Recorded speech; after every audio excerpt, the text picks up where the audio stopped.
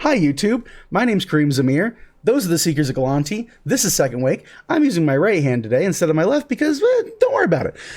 When we last left our group, we are also down one Morgan tonight, so just look at the pretty artwork of her, and it'll get updated in the bottom one of these days. Don't worry about that either. We're going to work on some stuff. Don't worry about nothing.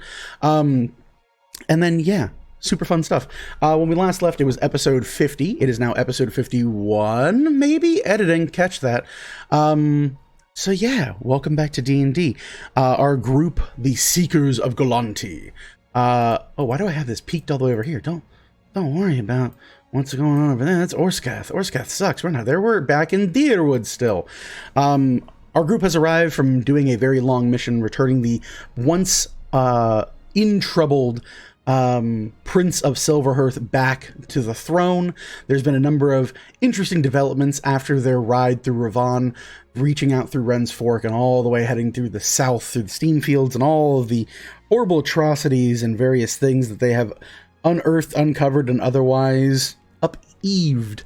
They have earned the favor, and rather been sought the favor of a number of things. Our players, the Seekers of Galanti, are slowly coming to the realization that they are kind of somewhat famous at this point. They are slowly beginning to come to terms with the idea that the actions they've taken on their most recent endeavor, being their second biggest mission, really their biggest mission to date, their second big mission other than delivering mail for the lady for several years to prove themselves worthy of better things, has now resulted in quite a spike in popularity, and they are now among some of the most popular of the Weavers chosen within the city of Deerwood, placing the Seekers of Galanti among some of the most sought after and desired groups. The players have spent the last 2 weeks now, because we took last week off, doing downtime activities, figuring out various avenues they wish to peruse, trying to make moves that are both beneficial for themselves, their characters, and all of those involved. And anyone who might actually be like, I kind of like that character, wish they would do cool stuff. Well, hopefully they are doing cool stuff. But to find out what cool stuff they're doing, let's turn it over to JJ. JJ, what have you done with your downtime in the last 2 weeks? On the spot, no rehearsal. The improv tag is here on Twitch. We're on Twitch and Twitter and Instagram. Follow us on all that if you're on YouTube.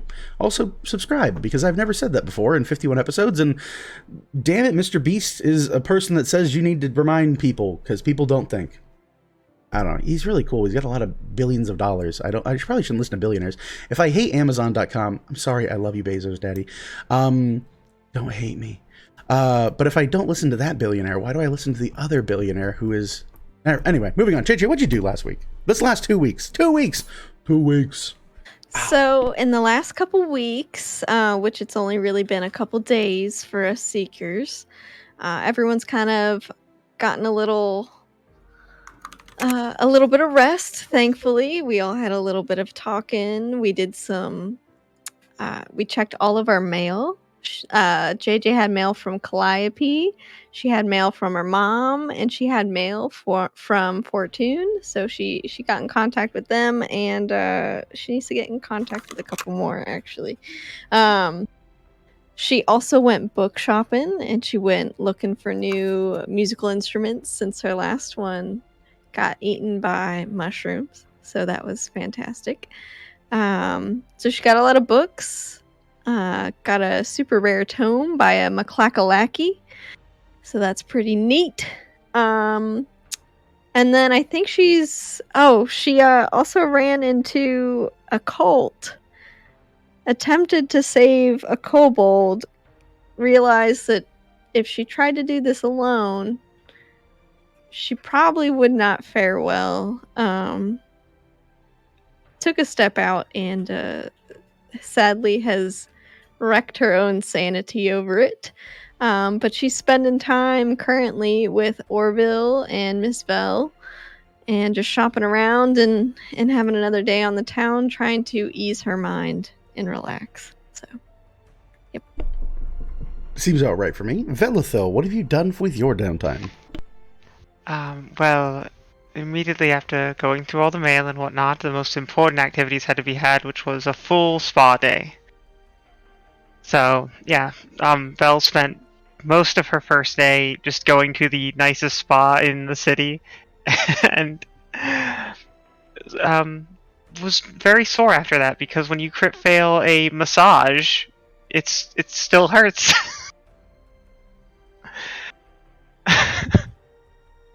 You ain't wrong. If you've ever had a massage and you have a masseuse, it'll happen. Yeah. But what else did I do? Which, I will say this, point of order while you're looking that up. Celeste can vouch for me, okay?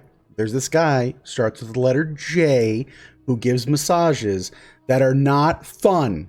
They fix you, but you have bruises for weeks after. Celeste, back me up here. I've warned you not to get massages from Satan. Okay, yes. Here we are. Satan. The Satan that starts with the letter J. Jayton, if you will. Yeah. No, the J J silent. The J silent, like lasagna. Oh, okay, yes. Wait, what? Lasagna. All right, anyway, sorry. I know that there was one other person on the stream that can confirm massages can be bullshit. They're great. I mean, but they to be can fair, he touches your soul. So he reaches inside of you and pulls the poison out of your body with his hands. Terrible and amazing all at the same time. Awful. Okay, anyway, continue though. Right, so then after that, there was a domestic dispute between a shifter and her demon son, and that was a whole thing that she chose not to talk about. I wouldn't want to talk about anything. Just trying to get over it, okay? But then went out to find a artificer who could fix the mirror that we found on the Kenku months and months and months and years. And how long have we been playing this game for? 1 year. So years. Found them. JJ also brought her item to get repaired by them. It's the new instrument that she found. And then helped Orville do a little bit of research in the library. And then ended off, because it was a busy weekend, heading to go hopefully copy some more spells down in her spellbook. Seems like a good thing to do. So, easy as he does. Orville, what do we do for the last week or so? We saw a domestic dispute between JJ and her buddy, and this is great. Walked away from that. We There's a nice knee height about dent in one of the walls. Lady's not gonna be too happy about that one, but it's neither here nor there. Then we took all our gold from making an agreement with some loggers, and took it to a shop and bought a bag that makes me not have to carry my gold. Took all the gold, gave it to them, got the bag, don't have to carry the gold. Seems great. Mm-hmm, mm-hmm. Then we went to the library, and I was a bigger nerd than both JJ and Vel. And turns out my mail was a calling card from a certain somebody who picked up the phone and went, "New phone, who dis?" And I went, "It's your boy Orville, and we're going on a vacation to the Northeast somewhere." So that's that. Seems about right to me. Let's see here. So then we go to Kobold Jones and Celeste. I'm gonna co-op these because it seems like you guys tend to work together a lot. You're like the new folks in the group. But yeah, we'll start with Celeste. Celeste, what did you do with your time off? Day 1, slept. Seems good. 2, slept. Slept. Seems good. Has it been, you said, a week? It's been like a couple days. Day 3, Probably still slept. slept half the day. Yeah, I mean, yeah. Yep. That's what I did. And then to Lady Go. Oh, it's only been 2 days. That's been like 2 days. It feels like many days. Relaxing. Yeah. That's what she was doing. And spoke to Lady Galante. That's what we did. Yeah, seems good. Kobold Jones, anything to add, removed, or retract? And then tell us about yourself. Yeah, it all sounds good. I had a little bit of a different adventure, not as much sleeping. First first order of business was to go get drinks with my good buddy Orville. Mm-hmm. That was fun. And then came back and found out that my hair hurt when I touched it. And I was like, all right, this might be ghosts. It's probably ghosts. So then I had the help of both Orville and Velithal, where Orville used his ghost punching prowesses and punched me in the head, while Velithal used remove curse. And then I took like 54 points of necrotic damage that I couldn't heal back. So I was sitting at like, 4 health because there was like hair wrapped around my brain. And I had like a splitting wound out of my head. But right. I was like, I'm already like halfway through breakfast. So got to finish breakfast. So I did that. And then I went to the hospital. And then Because of brain trauma. came home and then like chilled, had like a little like Margaritaville day, little umbrella in my glasses, and then hung out. And then after that, talked to Lady Gulanti, and your boy is a certified seeker, and that's it. Seems good to me. So yeah, that is kind of like the go-to modus operandi for much of what we've been running into for the last couple of games, or I should say weeks here now. Folks speaking with Lady Galanti to solidify themselves as either full-time mercenaries or attempting this whole, as many would put it, bullshit seeker thing.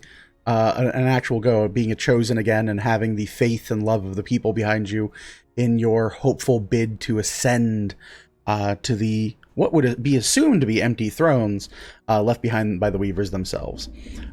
We come into the tail end of our second day. I think it's closer to our third day. The last few things here, I know Orville and JJ had both spent a lot of time in the library with Velithal. Velithal had chartered a drive to go and copy down a new spell.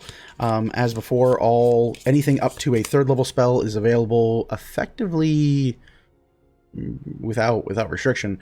But anything past that, you'd have to figure out with Kem, who is the person who runs the Destra house. But yeah. So the question is, by the time I get there, how much time do I have to copy a spell? So you would have spent 3 hours. It'd be 3 o'clock. It would take you by carriage 30 minutes to an hour. So we'll say evens, odds. Evens, it takes 30 minutes. Odds, it takes an hour. Flip it. We'll see for traffic. Wait, I guess I could roll that. That'd be really easy for me to roll that, wouldn't it be? Let's do that here. Oh, that's my arm I shouldn't be moving. Aha. We say half an hour. There was nobody on the thoroughfare. Good to go. Seems fine to me. So yeah, to be about 3 o'clock. They typically close the store at about 7. So that would give you about 3.5 hours or so. Give or take. So if there are spells you'd like to copy down for their gold value, you may do so. Here in the wonderful city of Destra. Yeah, okay. Well, that only gives me time So for a 1st level spell. Boom. So I will pay to copy Featherfall. Featherfall it is. You may add it to your spellbook, mark off the prerequisite gold, and then you arrive back. Which is the prerequisite gold? Hmm? Is it just it's 25 for time copying, then materials? Correct. So 75? Correct. Okay. I was like, I sent this. Hold on. I'm looking at the same thing I sent you. Scrolled through it recently, but I don't think we discussed what the upscaling is for higher spells. Yeah, anything past 3rd level is on like a per request basis. So is 1st through 3rd still 25, 50, 75 plus Correct. 50 gold per? Yep. Okay. Then I have an understanding. Thank you. You got it. So yeah. So, with that, you eventually return back to the estate later in the evening, having copied Featherfall into your book. You may add it to your wizarding spell book for as long as you so have it. And yeah, is there anything you guys want to accomplish before taking yet another long rest within the city? Within the safety and serenity of the city. When's the dinner with your family, JJ? Tomorrow night. Mm-hmm. Tomorrow, All right. tomorrow, It's all... Do shifters eat a lot? Like, should I pack a snack? You know, I should probably let Ma know how many people are gonna be there. Right. JJ's gonna do ascending to her mom. All right. Before you do, is this a BYOB kind of thing? Or. Oh, I mean, my parents are shiners, so there's plenty of Oh. shine to go around.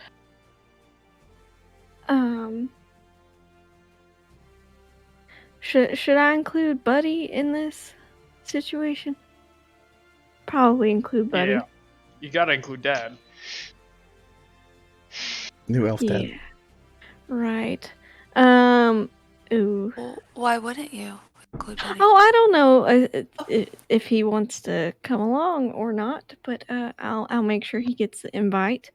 All right, I'll just let my mom know that it will be.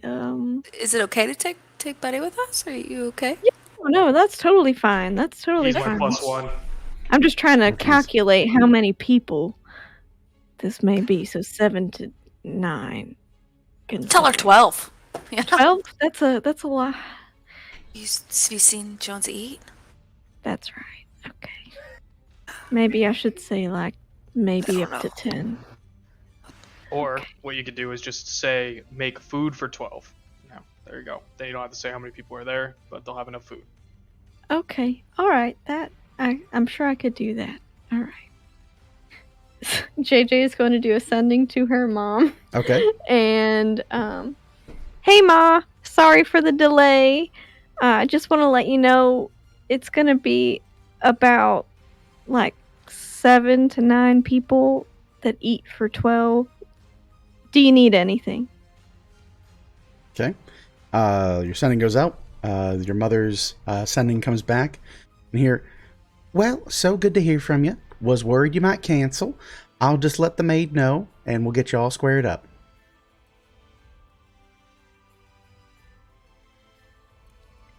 That's it. That's it. Ma's got a maid now. Look at that. I guess we'll be good for tomorrow night. All right. About what time do they normally eat? Probably about 6:30. You know that not even 6:30. 6:30 is way too late. Again, the stretchy faces is killing me, y'all. No, I would imagine, and this might just be me being cheeky about the whole thing. But I'd imagine that most shifter families are very pagan in their beliefs. So I feel like you kind of treat it like Easter dinner. So it's like a 3 to 4 o'clock kind of thing. Like early to bed, early to rise kind of thing, So maybe I might be off there, and, maybe they'll release a cool book where DMs can look at, I don't know, socio-political issues based off of race. But also I feel like Wizards won't produce that kind of content anymore, will they? Anyway, would have been neat. Would have been neat to have a book of culture. Now we don't have that at all. So yeah, no, I'd say probably 4:30 at the latest, to get everything set up and people situated. Okay, cool. All right. She will tell them that everyone needs to be ready to leave by. It takes an hour or two to get out there, right? Yeah, it takes about an hour or two by foot. If you were to take a carriage or arrive there, it'd probably take you 45 minutes to an hour. Okay. All right. Let's all be ready at 3 o'clock so we can get over there by, and I'll rent us all a carriage, and yeah, we'll get it all going. All right. So with that, anyone else? Any other actions before you guys head to a long rest? Does anyone have any opinions yet on any of the group mail that we received? Oh, you mean about the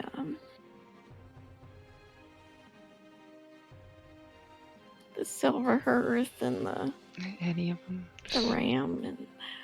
I don't want to leave. Actually, especially the if we're interested in the marketing proposal that the Dawn sent us, because there's still quite a few boxes that we've just left in the ladies' receiving room. It would be good to decide. Now, there's no rush, but I just want everyone, please think about it, you know. Also, that skeleton guy. Well, Oh. we could answer him any time now if we're ready. It sounded like you all were pretty convinced after our last discussion where I went and checked a few things with him. The whole soul thing, no one likes that, right? Yeah, did you... I don't remember. Did you go talk to him again or anything, or? Not since the second time. Myself and Bartholomew spoke to him. Then, late last night? No, the night before that. Still the first night we were here. After we spoke to him the first time, as there was a concern about some of the wording in his agreement. Right. So it's still they want the soul thing. Well, yes, and of course it would be us completely deviating from the path we're currently walking right now. Right. I think my whole idea still stands. My soul isn't particularly tied up how I thought it might be. But I also I don't don't know, know if I'm gonna give I don't know myself- how much good we can do under the guise of a lich. You know, don't those people have to like sacrifice souls to become a lich or something like that?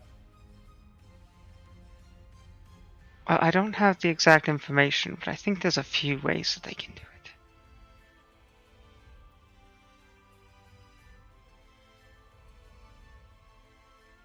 Yeah, I think my thought still stands. So should I go tell him that we are declining at this time?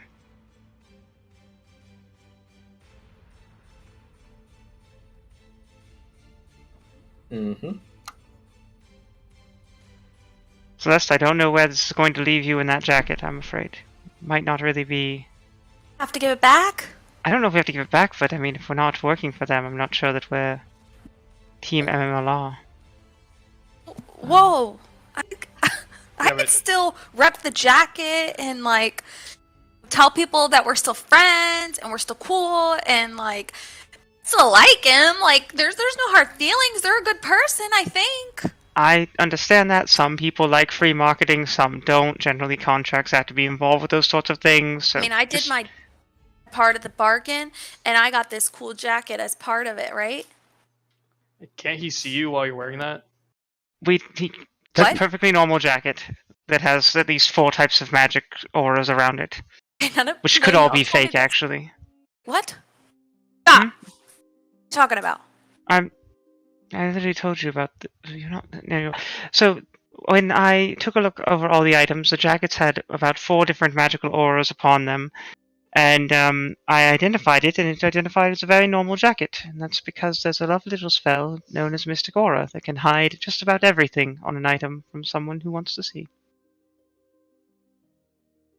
Right? So can't see him, he can't see me, we're good. It's fine. If only that's how it worked. Oh. I'm gonna go let Celeste, you have you been know wearing that- your jacket this whole time, by the way? Probably. Probably. So you guys would know a couple of things first off about Celeste. One, she seems a bit more apt on her feet, just in general. Kind of like she's definitely starting her day the holy way with some coffee. Oh, that was hard to do. And secondly, her jacket actually moves with colors. So the large kind of angelic wings on the back every so often kind of like shift backwards and forwards, almost illusionary. And her name is kind of like dancing on the back of her jacket while it's worn. You also, Celeste, would probably have known, well, maybe not. Are you trained in perception? That's a good question. Let's figure out if you would notice this.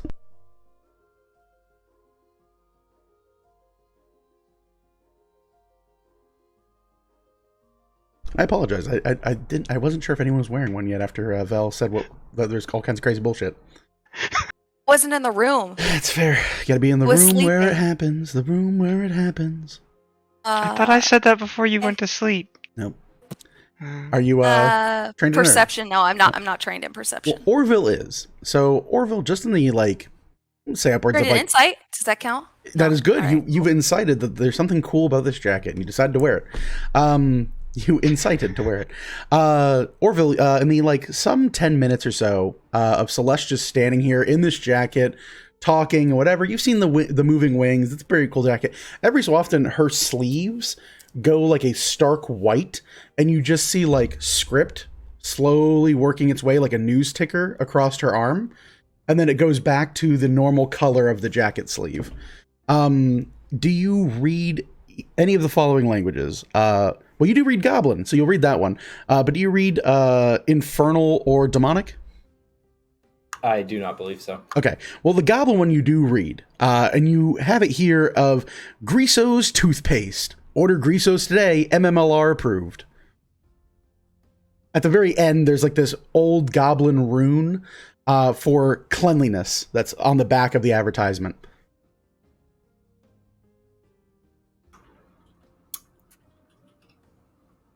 Hey, Celeste. Mm-hmm. Your jacket is doing this funny thing. I can read there's part in Goblin, but there's some other stuff that I can't read. But how are you feeling about being a walk-in advertisement for toothpaste? How are your chompers? Can you give me a big smile? Can we go back for a second? That's it. There's an advertisement here. Yeah. I look at where he's talking about. Can I read what the Infernal one says? Sure. You give it a couple seconds, and you look at it, and you're staring at it, and then about a minute or so passes. Nothing. You get to a point again where about 10 minutes have passed or so, and you get the feeling that maybe that's about time, because you're trained in insight. That's about the length of time you'd need between commercial breaks.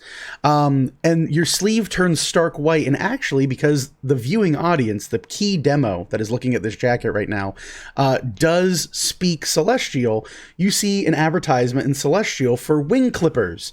Wing clippers. When they're grown too long, it's time for a snip.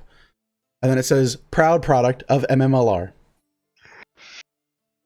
Guys, see, it's fine. Look, he's just on some advertisement. I'm just walking around with this cool jacket on. It's fine, right? It's up to you. I'm just letting you know that if we don't agree to their contract, they may have issue with us being advertisers. It's a whole different matter that could have to be discussed. It's not even a matter that's on the table right now, because Gilnova is simply interested in the current contract that's been proposed. Okay.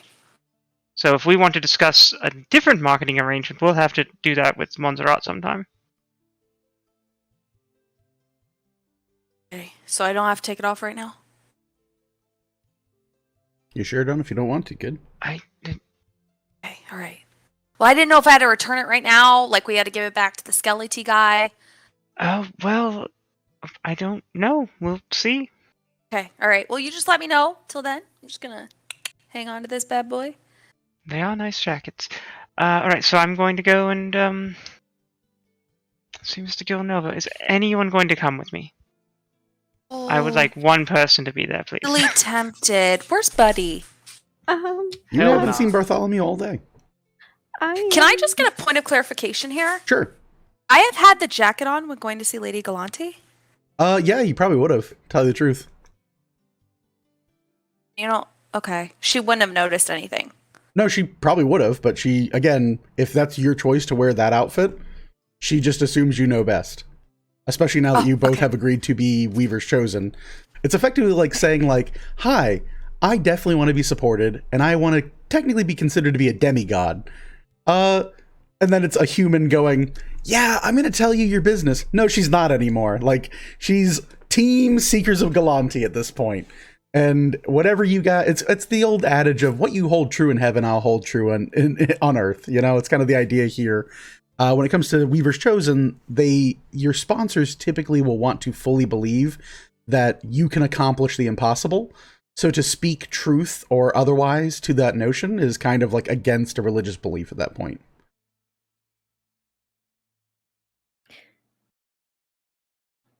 Miss Val, I'll go with you. Thank you. Yep. Right, then we'll head off to go see Gilnova. Okay, you head back over to see Gilnova. You return to the ladies' entry hall. You again see this decrepit-looking, skull-faced individual, this ghoulish body and form, this very undead creature, kind of just sitting, idling in a small chair. Various large, and I mean like softball-sized spiders at this point have been crawling in and out of the body cavities of this creature. There are large swaths of web that seem to have enraptured much of this. The rest of the room completely fine, but the chair, the wall directly behind the chair, everything about Gilnova themselves is all very like webbed up, and you can see spiders crawling in and out of the empty eye holes of this creature.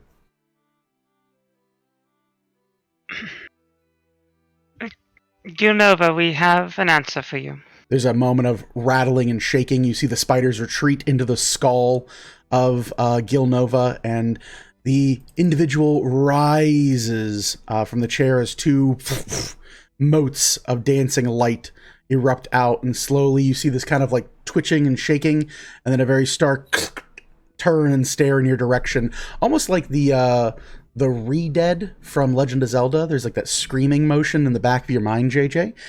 In fact, can you give me a will save for that? Or it'd be a wisdom saving throw, actually. I love will save because it's old Pathfinder mentality, but wisdom saving throw is super fun. 19. 19. Cool, you fail. You are considered to be feared, and you are under the fear effect, so you cannot willingly, as you are frightened, move closer to Gilnova. Additionally, I need you to make me an intelligence saving throw as something begins to scream and peel and scratch in the corners and reaches of your brain.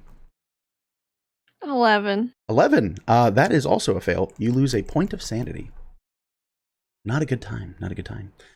You watch as Gilnova stand and rise, these long kind of draping clothes move forward, and you hear a snapping and popping sound as if, again, this arm has not been used in well over several hours, and there's no circulation.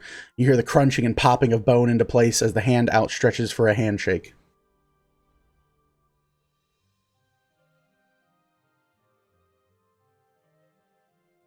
Either of you may attempt to do so. They are within handshake range of the both of you. JJ's gonna scooch behind Vel. That's sure. Yeah, I know. Vel, you can feel you feel JJ shaking.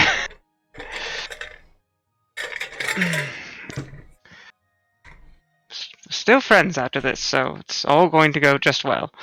And I will shake his hand. Okay, you feel the hand immediately clutch and yank and pull you in. Do you attempt to resist the yank? No, I let him do The yank, pulling close yeah, thing. the yank goes close. The hands now in this handshake, directly like chest to chest. This undead face looks at you, noseless, almost touching at your own nose. You can hear the chittering and hissing sounds of these large softball-like spiders inside of this thing's skull, kind of come to a quietus, kind of momentous culling, we shall say. And you hear the jaw kind of snap. Well, hello there. Hello again. Yes, hello. Yes, hello. Have you come to an agreement? Our group has come to a decision, yes. Very good. I will draw up the paperwork immediately so that you may begin work as individuals under Montserrat. I am, with my sincerest apologies, that at this time we will choose to not accept the contract as presented. I need you to give me a strength saving throw. That's where I lose my other arm. What? No, I would never. Gilnova, on the other hand. Who knows? On the other hand. You see how fun that is to say? We'll have these jokes later. 13. 13. You're a crunching and a popping sound. I need you to make me a constitution saving throw.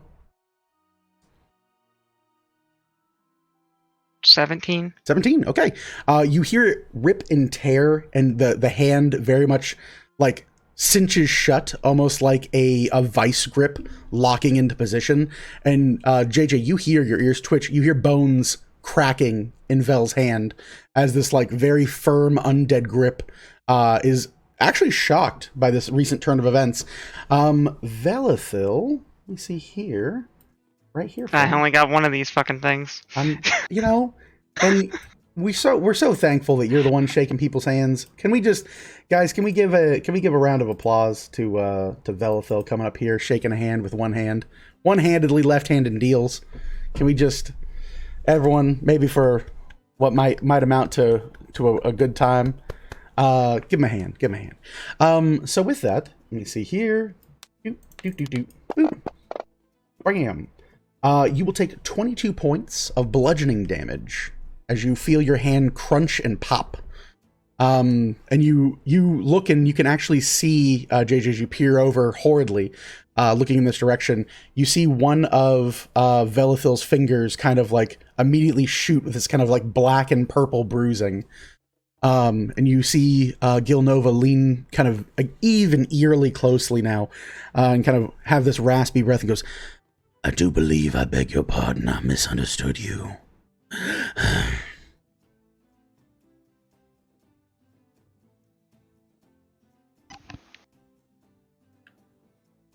I mean, I have to try and remove my hand. Yeah.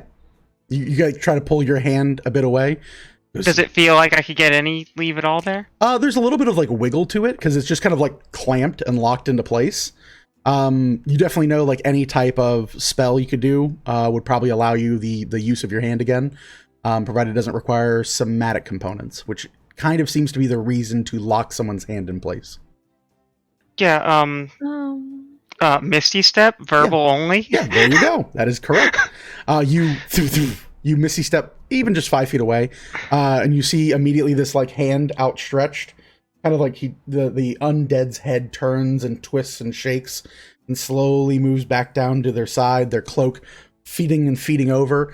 JJ, looking at this individual, you watch as the cloak itself seems to kind of crawl over the arm of Gilnova.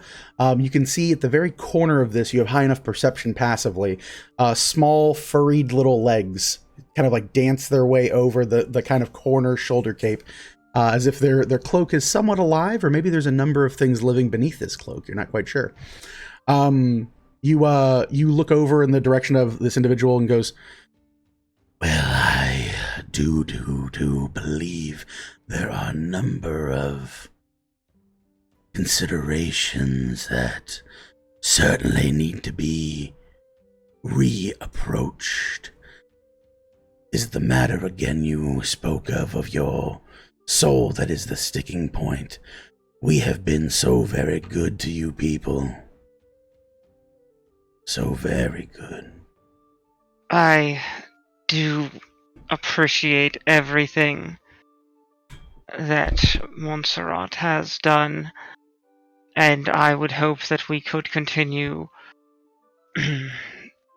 an amicable future, but unfortunately it will not be as servants under Montserrat, though we would gladly work in cooperation with them again. The term... JJ's gonna hop back real quick while they're talking. And she's going to go ahead and lesser resto her hand and try and mend it as best she can. Sure. The lesser resto immediately takes hold of her blackened bruised finger. You actually are able to remove what is effectively frostbite from Velithil's finger. And being able to do so quickly, especially within the first 10 minutes of this happening, does save her finger from going full necrosis and losing it. Whew. Mm-hmm. So with that, Gilnova kind of looks you over and has this kind of like strange look, this kind of like burning fire. Very hard to read just because there is no real muscle mass or tissue left in the face for the most part. It's all just kind of like hanging bits of skin that have been pulled tight over a skull. And they kind of speak up again and go, well, I do believe the rather auspicious nature of my visit is one in which, truthfully, there can be no reconciliation. The servant role is not one we bestow upon you at this time. We approach you as a patron might approach a servant. In a sense, yes, but we would view you as assets here within this realm, ones of which we would hope to see be our representatives when we pack up and leave, leaving with you all the responsibilities and power within of this doomed place. But if you wish to cast your irons in the fire of servitude, then certainly don't let us stop you. But there will be no allyship. I do hope you understand there are consequences to such decision-making, mortal. If I could interject real quick, Gil Nova, I think that perhaps what we would like to say is that perhaps we would like to speak directly with Montserrat on this matter, just so we could clarify everything, because our team does seem to have a little bit of concern with some of the wording, and we just want to make sure that we're all on the same terms. Perhaps it's just that the wording is a little odd for some of us. So yeah, we really mean no rudeness or anything toward y'all whatsoever. You've been so kind for everything, but I think we perhaps need to speak again with Montserrat, sir. Go ahead and give me a persuasion check. You have disadvantage because the subject of your fear is within line of sight. Grab my comb and get quick swipe of the hair. Quaff your hair with my comb. That way you have a straight roll. 12. 12. This fiery-eyed individual looks you over, and again, you don't really see anything as like a sneer or a jeer or a smile, or it's kind of like lost a bit on this individual. But they do definitely like the fires kind of burn and twitch in their skull, and they go, "There is no need at this time to speak with Montserrat. No, I am the representative. I am the one who makes these deals with mortals like yourselves. I'm the one who sullies my hands with touching you living things, because my hands are ones that are kinder than most. You have an issue with the wording, let's discuss it. I'm rather versed in words. What exactly do you have a problem with, Miss Lightning?" It's assigning souls over, sir. Because you have it already assigned to another. Who? Myself. You think that you are in charge of yourself when you die?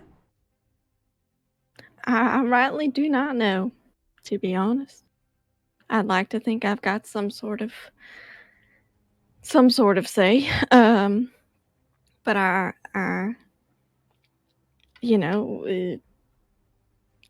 it's not just me that has a problem with it. You know, everyone's got their own say with their soul.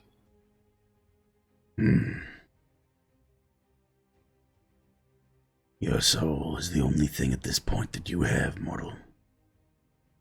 It's the only chip on the table. It's the only roll of the dice you're permitted. And at this point, it's the only thing that the demons will fight over when you die. Devils will descend upon this place to harvest, to retch and rip. For this place is beyond most sights. I offer you salvation, though you do not know it yet. The principality will look favorably on those who operate as agents during their lifetimes, but the other ones beyond the veil are looking for food. Surely you know that. You have a first-hand account, I'd reckon. Possibly. Then you know you are as delicious as you are foolish in this moment.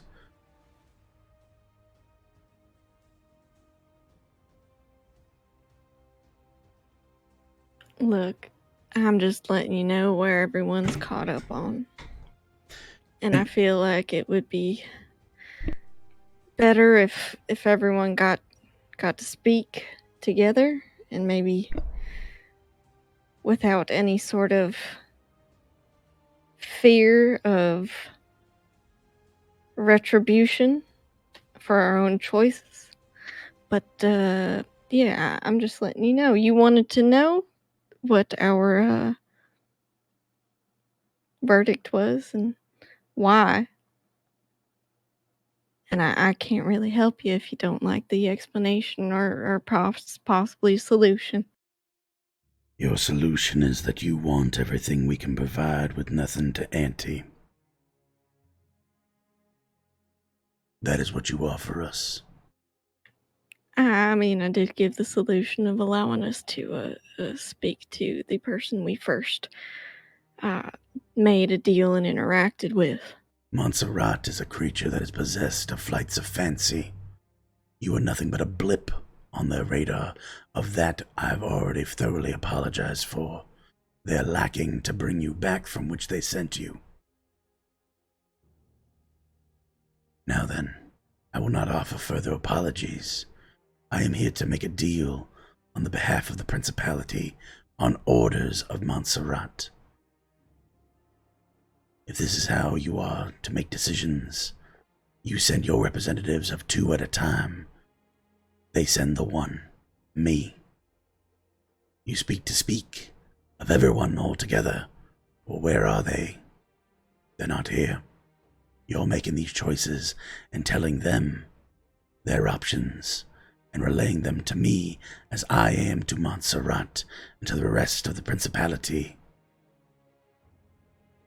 Nothing changes when you talk directly to power. Montserrat is rather busy. There's an entire East Coast to take over.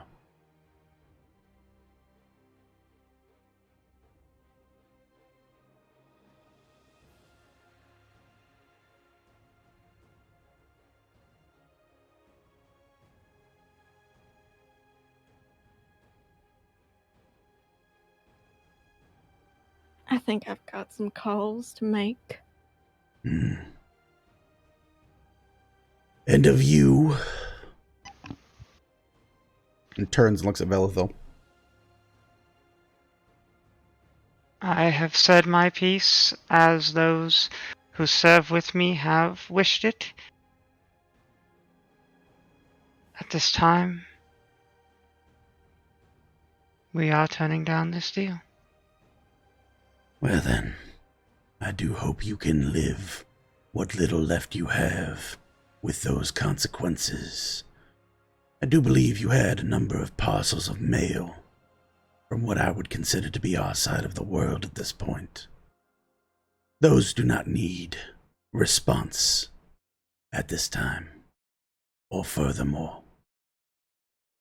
You are against us, in a sense, if you are not with us in this time. There is much to do, and those we cannot trust are ill-welcomed in such cases.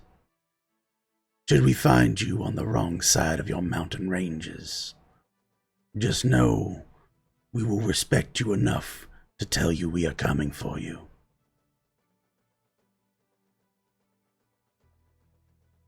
And of that, I would hope you understand the level of mercy that is to you.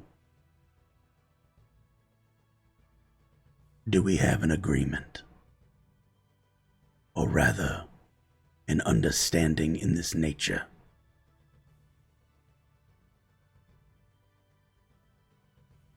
You claim all of Ravon at this time? From the dirt it is built on to the stones beneath its majesty, all shall bend the knee under the new prince and to be king of Silverhearth. For the glory of the principality and the glory of the new crowned king. There will be nothing else to discuss at that point.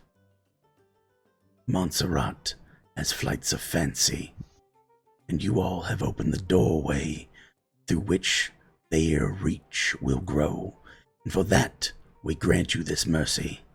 We grant you your leave of knowledge in what we are, and what we do, and what we mean to accomplish. And I will leave you with that. But should you not undertake this deal with me this day, know that you are no ally of what we hope to build. You are perceived a threat, too powerful, too knowledgeable, and too dangerous to roam freely within our soon-to-be solidified lands. What Are is you- it you hope to build? An empire that will outlast this place. A throne by which we will solidify the arcane power of this realm. And hopefully an installation of heroes by which have sworn fealty to the principality and ascended to godhood. As all things should in time. All shall fall, and all shall roll beneath the great Pomor.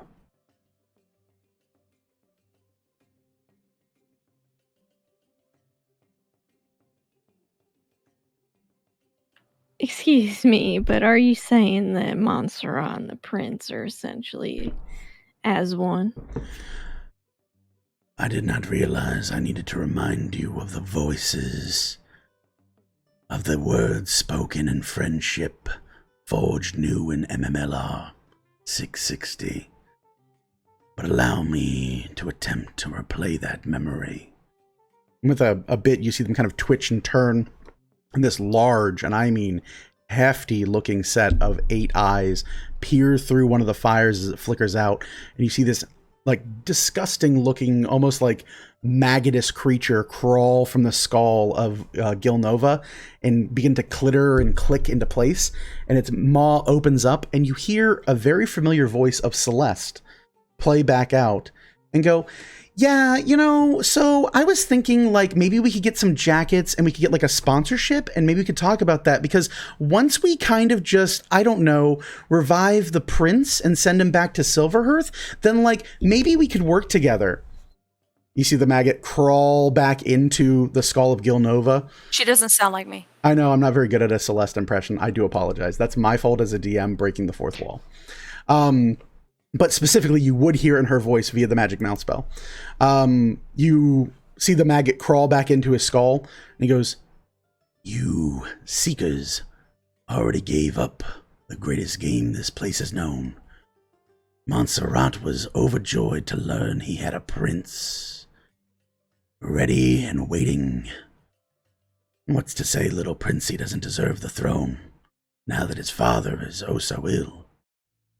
And wouldn't a prince be so thankful for their life restored, having it been taken from them from a rather unfortunate circumstance of studio touring?"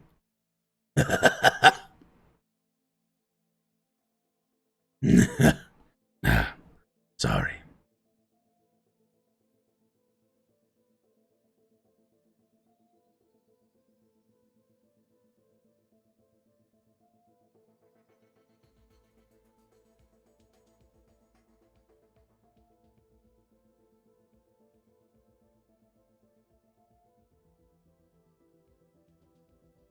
If you wish at this time to go and fetch your friends so you can enlighten them as to what truly we seek to do here this day, you have my permission to leave, and I will await your return.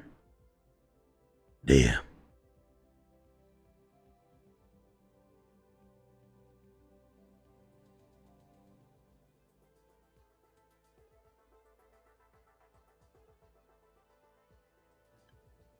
I think that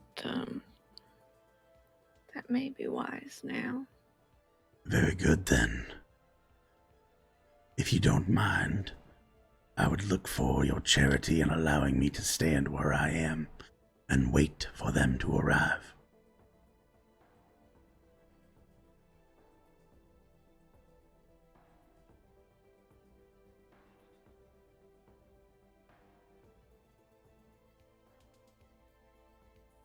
Go and fetch everyone, JJ. I'll wait with our guest.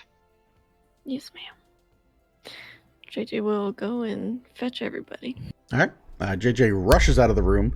The moment you're behind the door, the fear kind of washes free of you, almost like a heavy filth, this weight off your chest and shoulders.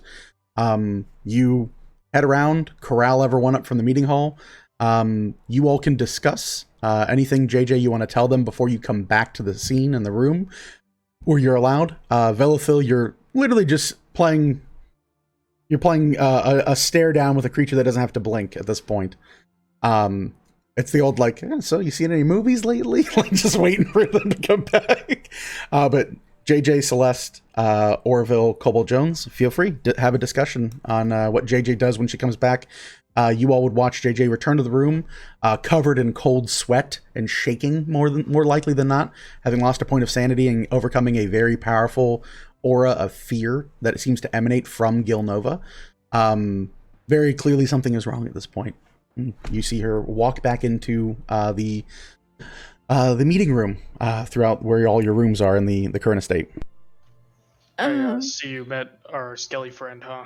Yeah, it's just like the first time we went with her. Look, y'all, it's a little more complicated, apparently. I'll tell you this right now, that no matter what he says, I'm not working with him. Well, they're claiming all of Ravon at this point, because they are indeed working with the prince, which then complicates the whole Black Ram thing. It's Did we talk about this already? we did, I but now I don't know. I don't remember if we talked about the fact that they're definitely intertwined now. The prince and Montserrat.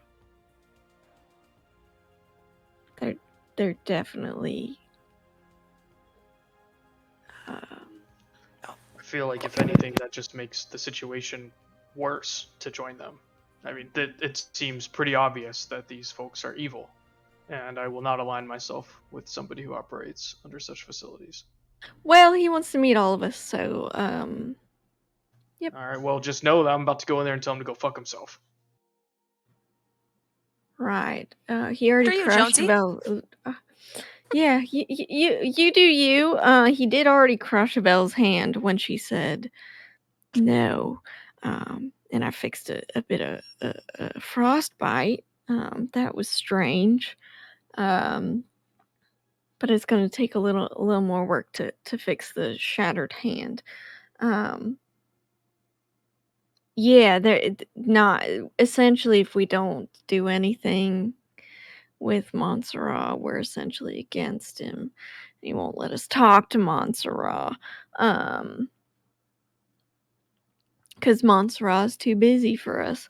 So yeah, I mean, we do have that gem, the pink one. Want that now? I have it with me. I mean, I could. Let me understand this. So, we're seekers. I speak for all of us at this point, right?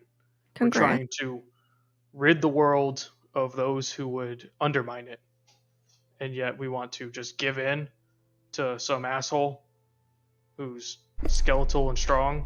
I will step in, point of order on this one.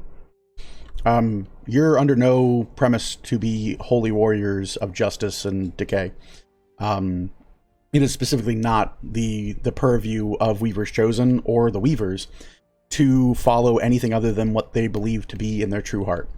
So, Cobalt Jones, you can believe that is your destiny and path to ascension. But truly, the idea here is, as a Weaver's Chosen, it is up to you to decide how you want to remake the world. So to Cobalt Jones, his strong sense of justice could be, I'm going to be a god of destroying evil, routing it where it stands, and making the world a better place. But they're also, I mean, you've met a few of them within the static earlier on. There are a few that are just like very greed-driven, like take the world for everything it's worth, and I'm going to ascend. Kind of in a weird way, like you kind of have to look at it almost a little bit like Final Fantasy in a sense. Like there are multiple creatures in that universe that often ascend to godhood. Kefka Palazzo is like a prime example. Not a goodly person, not holier than thou, not whatever, a literal greed-filled monster person that does become a god. Spoilers for Final Fantasy VI.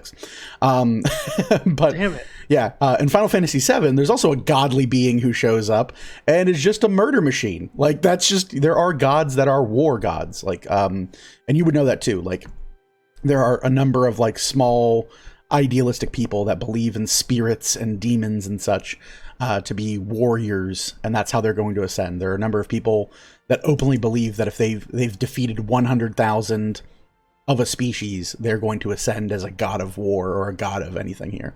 But it is finding your path to godhood is what many of the Weavers Chosen are seeking at this point. So, just point of order so we're clear. Just to phrase it, I think properly, for you, Mr. DM, is that I would be more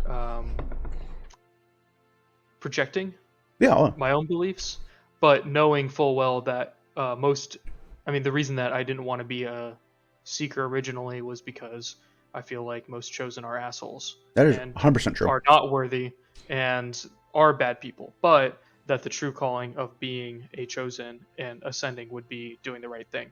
Cobalt Jones has no desire to actually ascend. He just wants to be a part of the group and not be left out. So, also true. Anyway, sometimes the road the recent road has taught me that not everything is so black and white. If only it was. But well, I only see in black and white, so.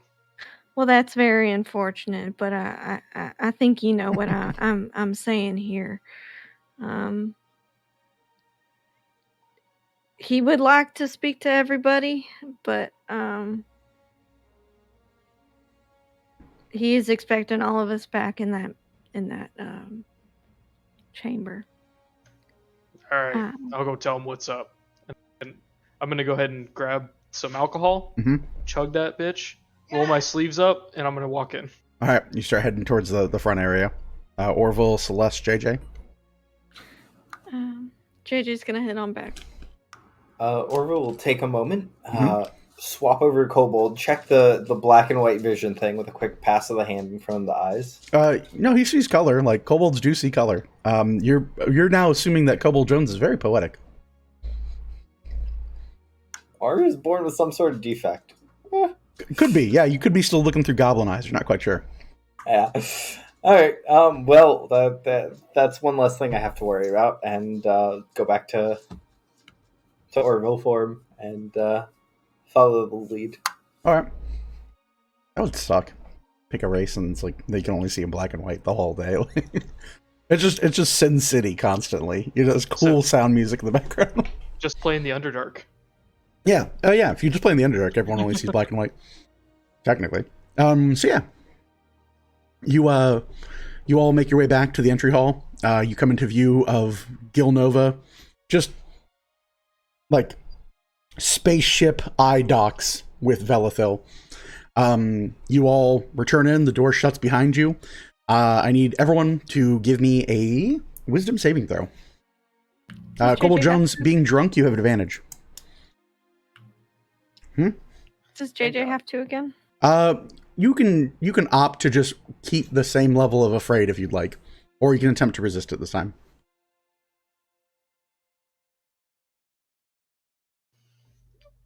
I rolled really well, but I think it's still a fail. 19. 19, still a fail. Celeste, what do we get? 16. 16? So, fail. Shaking your boots. I see Orville at a 6, so I need Celeste, I need Cobalt Jones, and I need Orville to all make me intelligence saving throws against losing sanity, as the, again, re-dead nature of this creature staring at you kind of re-triggers a bunch of it. Yes, JJ?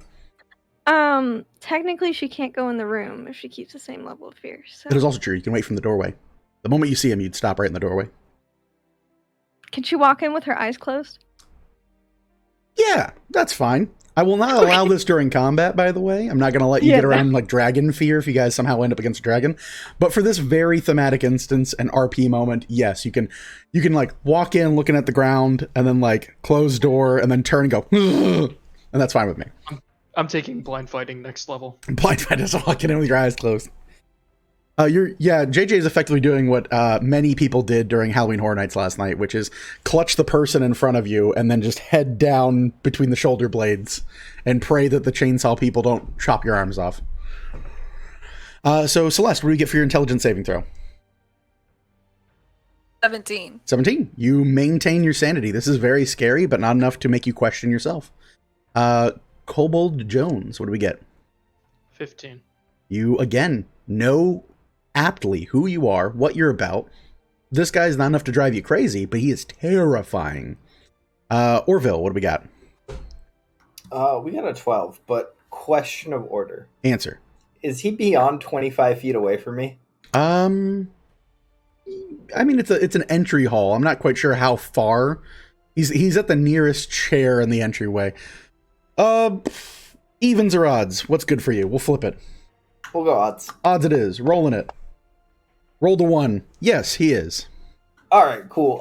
I can't see him, or he is blurred. I'll Sure. That one condition. Okay, yeah, that works.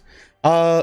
You just see a blurry mass of scary. You know, it's like you get the feeling something bad is ahead, and as you go to take your like next step to bring him within 25 feet, you're like, nah, better not.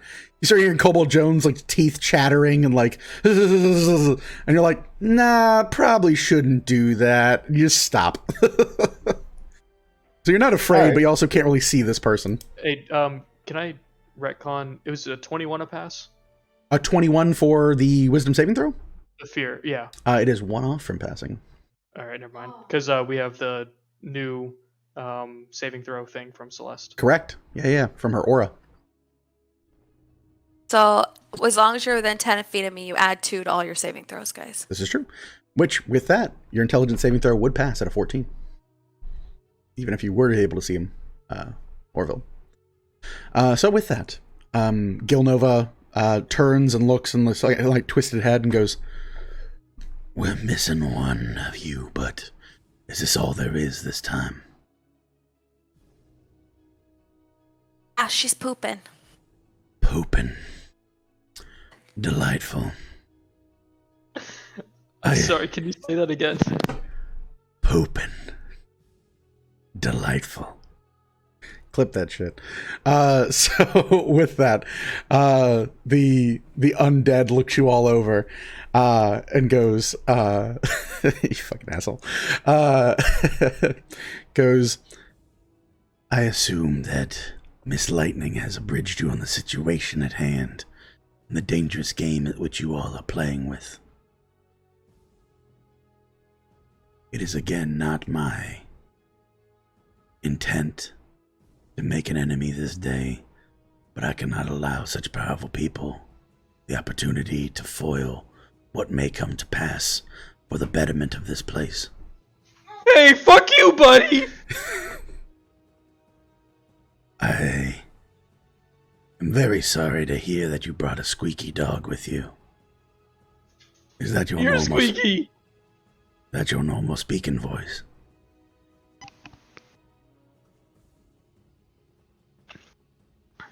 Well, now.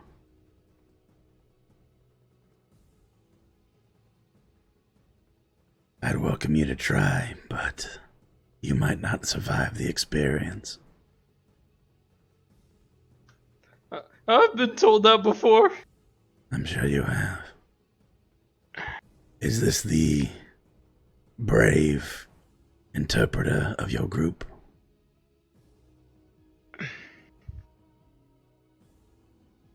Does everyone understand what it means to deny this deal at this time. Yeah. That we are not allies. We will be considered enemies to all of Ravon as the current situation. I'm sorry. All right, what was your name again, sir? There's nothing out there. Orville can't see him.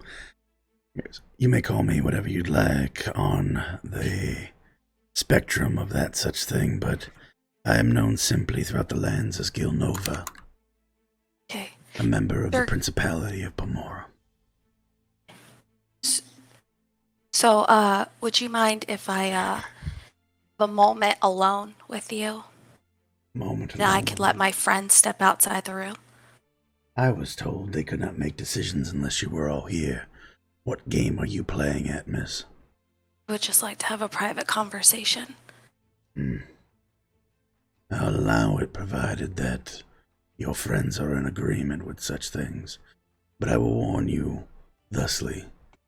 If you have a bit of courage you are attempting to summon in an attempt for a very stupid move against me, it will not end well for you. I would not do that to Montserrat, so... Very good. Okay, The rest of you. good. You guys just, I'll just need a minute with my new friend here. Are you sure? Yeah, it's totally fine. We're cool. Oh, sorry, Right, Peruk. cool. Sorry, Peruk. Alright, well, if you need me to kick his ass, just let me know. No, I'll do that, Jonesy. Thanks. All right, so let's go have fun with your imaginary friend. Okay. Yeah, I'll go ahead and walk out. Same. As I turn around, my chest is high, and I'm like acting all tough Yeah, because I can't see him. but your tail's doing the dog thing where it's like curled there behind one leg. For sure. Yeah, yeah. I feel like if you have a tail, it always Metal. betrays you. Yeah. JJ and Velithil? JJ will walk out. She'll Okay. through. We'll be right outside the door. I'll just be a minute. 1 minute. Head outside. Right. See if I can close my hand. Yeah, you like pop it into place, but like slowly the color's returning to it. JJ will help her however she can, if that's like a healing or something. It's less like a. I mean, she is down hit points. But there's no like lingering effects. You thankfully cured the almost like necrosis that was imbued into the sudden jerking of this hand. Effectively, you would almost assume, when those insightful of your group would kind of look at it as, especially boasting that of the Principality of Peruk. I do apologize for saying Pomora. That's a different thing. The Principality of Peruk, saying that Gil Nova is the only one able to actually touch mortals like easily and have these deals and shake hands. Likely after seeing this like kind of release a reaction, it probably also speaks to the volume that they're the only one that can control themselves aptly enough to not just murder people on the spot haphazardly. Seems to be kind of like a thing for a lot of like powerful arcane types, especially. But yeah, Celeste, you are shaking. You have the frightened condition still, so you can't move closer to them. But they will actually move closer to you. And you see like 1 step, 2 step, 3 step, 4, and they outreach their hand to you. Okay. She's gonna reach out her hand to shake his. Using proper like right hand, grasp it and attempts to pull you into like a like nose to nose talk. Go ahead and give me an opposed athletics check.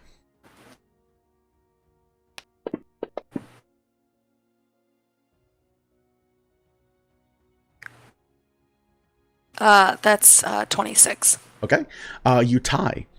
You feel like kind of like the pull, and then you kind of like pull back, and there's this like weird moment of like almost like Arnold Schwarzenegger, like the big muscle handshake. If you're a fan of wrestling, the mega powers handshake, where like this undead like creature of beyond like understanding of strength, because he very wiry frame, seems to just muster this hefty strength equal to like some of the most powerful strong men that you've probably arm wrestled in your time or punched the faces of. And you kind of meet them halfway. You do lose a step forward, but they also seem to lose a step, and you have this now like clasped handshake, like full handshake, between the two of you, and there's like this deadlock where neither of you can be truly considered to be grappled, but you are currently holding hands, and you see this kind of like, you definitely have my curiosity, but you very much have my attention. Speak your truth to me. Okay, so the truth is, I was the one that said that I wanted to work with Montserrat, and they didn't. And so I was wondering if I decided to sign into the agreement, if you would let them not. I'm not forcing anyone to make an agreement at this time. I know, but it makes them an enemy to Montserrat, or all of us an enemy to Montserrat if we don't. And so I figure if I'm in the party still, they're not going to go against me, right? I'm their friend. So if I sign this contract with Montserrat, and are you following me? Celeste Marigold, I'm very aware of you. Your words spoke truth to Montserrat and earned the curiosity of that rather luminous individual. Being that is the case, I offer you mercy. Okay, thanks. Tell me, would you want to be a god of this world? World, or maybe the next world, or maybe the next world. Only this one, though. Very good. Then yes, I would happily allow this deal. You will join us, become what we will herald as the next god of this place, and your friends will crumble at your feet. Wait. What? Wait, when you mean like crumble at my feet? Leave immediately to begin processes. Wait. I think we have a what some call a disconnect here. So what I'm saying is, I sign on with Montserrat, right? Yes. To be his There. I would say walking advertisement, okay? There. And then I would still be a seeker, right? No. And so what? You would not. You would be Celeste Marigold, ruler of... And there's like a moment of pause, and you hear this like hissing sound of spiders in their skull. The Everwield. For the Principality of Peruk.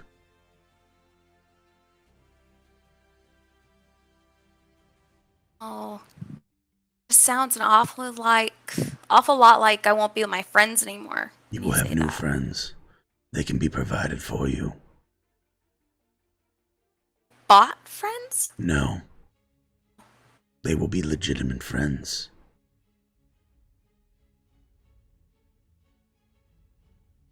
Oh, I kind of like these. There are better friends. That's not nice. I didn't profess to be nice.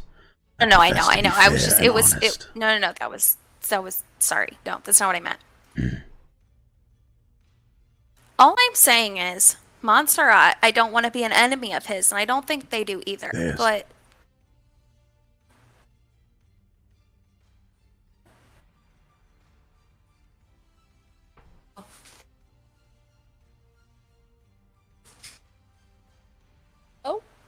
Hello.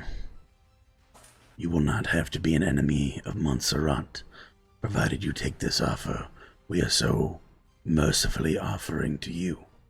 Should you wish to embark on this opportunity, you would be leaving your friends behind to pursue greener pastures and power you could only dream of in their worst nightmares.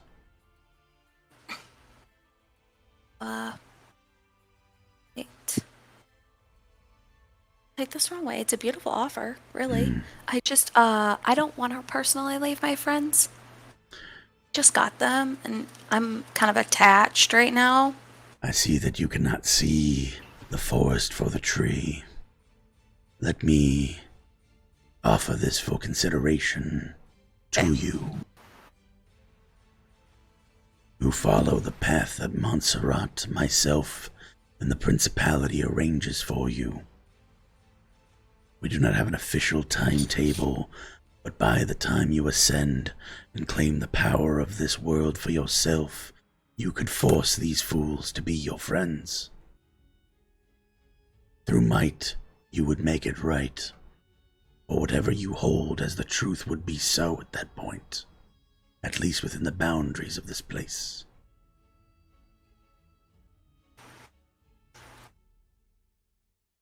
Sound kind of cool. It does sound kind of cool.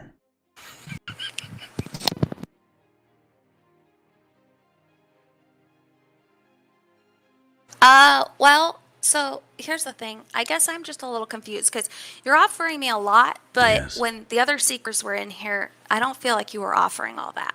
I offered this Whole exact arrangement. Their sticking cool. point is simply that they Soul do not... thing. Yes. Well, can't I just give my soul and not their soul, and they still get the same deal, just the minus the soul thing? The idea in this situation is that we wish to support those who will in turn support us. It is an opportunity we call a quid pro quo. The Principality has a great interest in the procurement of alliances and understandings of godly beings, and we would do anything to ensure that the would-be gods of this world are friendly and welcomed. But we do not trust the living, and thus, upon your ascension, your soul would not be, well, quite in use in the material we would assume. Thusly, we would be speaking on a more equal playing field at that point. But in the event of your untimely demise, we want to ensure that we have those rights. So no demon, no devil, and no would-be old one may claim you. Even the Archfey these days are trying to vie for every modicum of power that they can wrap their festering tendrils around. We of the Principality, we proud members, all believe in the truth of this land. Oh, we lost Vel. Boop, boop, boop, boop, boop, boop, boop. I don't know if I should move. Boop, boop, boop, boop. Oh, that's just no matter which camera I use. Camera 1, camera 2. They're both just Kobold Jones. They're both just Kobold Jones. I'm not quite sure. Probably Discord reset or something. Let's see here. Oh, we're Flicking off 4 times now. aha! More flicking off. Nah. Yeah, I got like the top of your head there, Orville. And I like I'll do this. Hey man, how you doing, friend? There we go, friend. Ooh, I'm Vel. I'm old and dusty. Hey, oh yeah, I guess you're in Vel's slot now. Oh goodness. Oh, there we go. Okay. Click, click, click, click, click, click, click, click, click. There we go. So yeah, back to it, Celeste.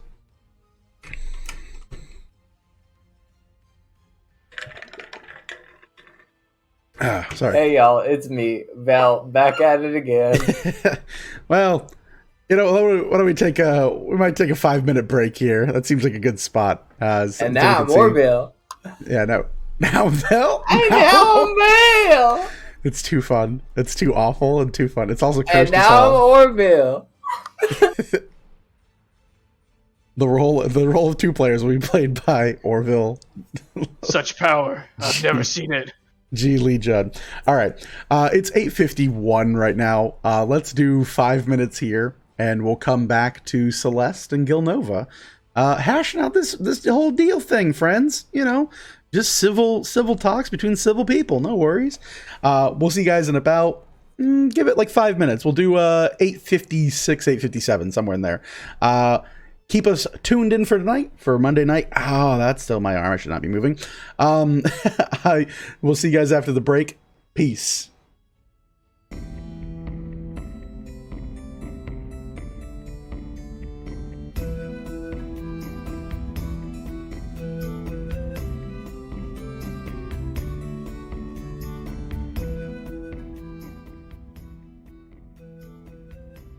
Hello, everybody.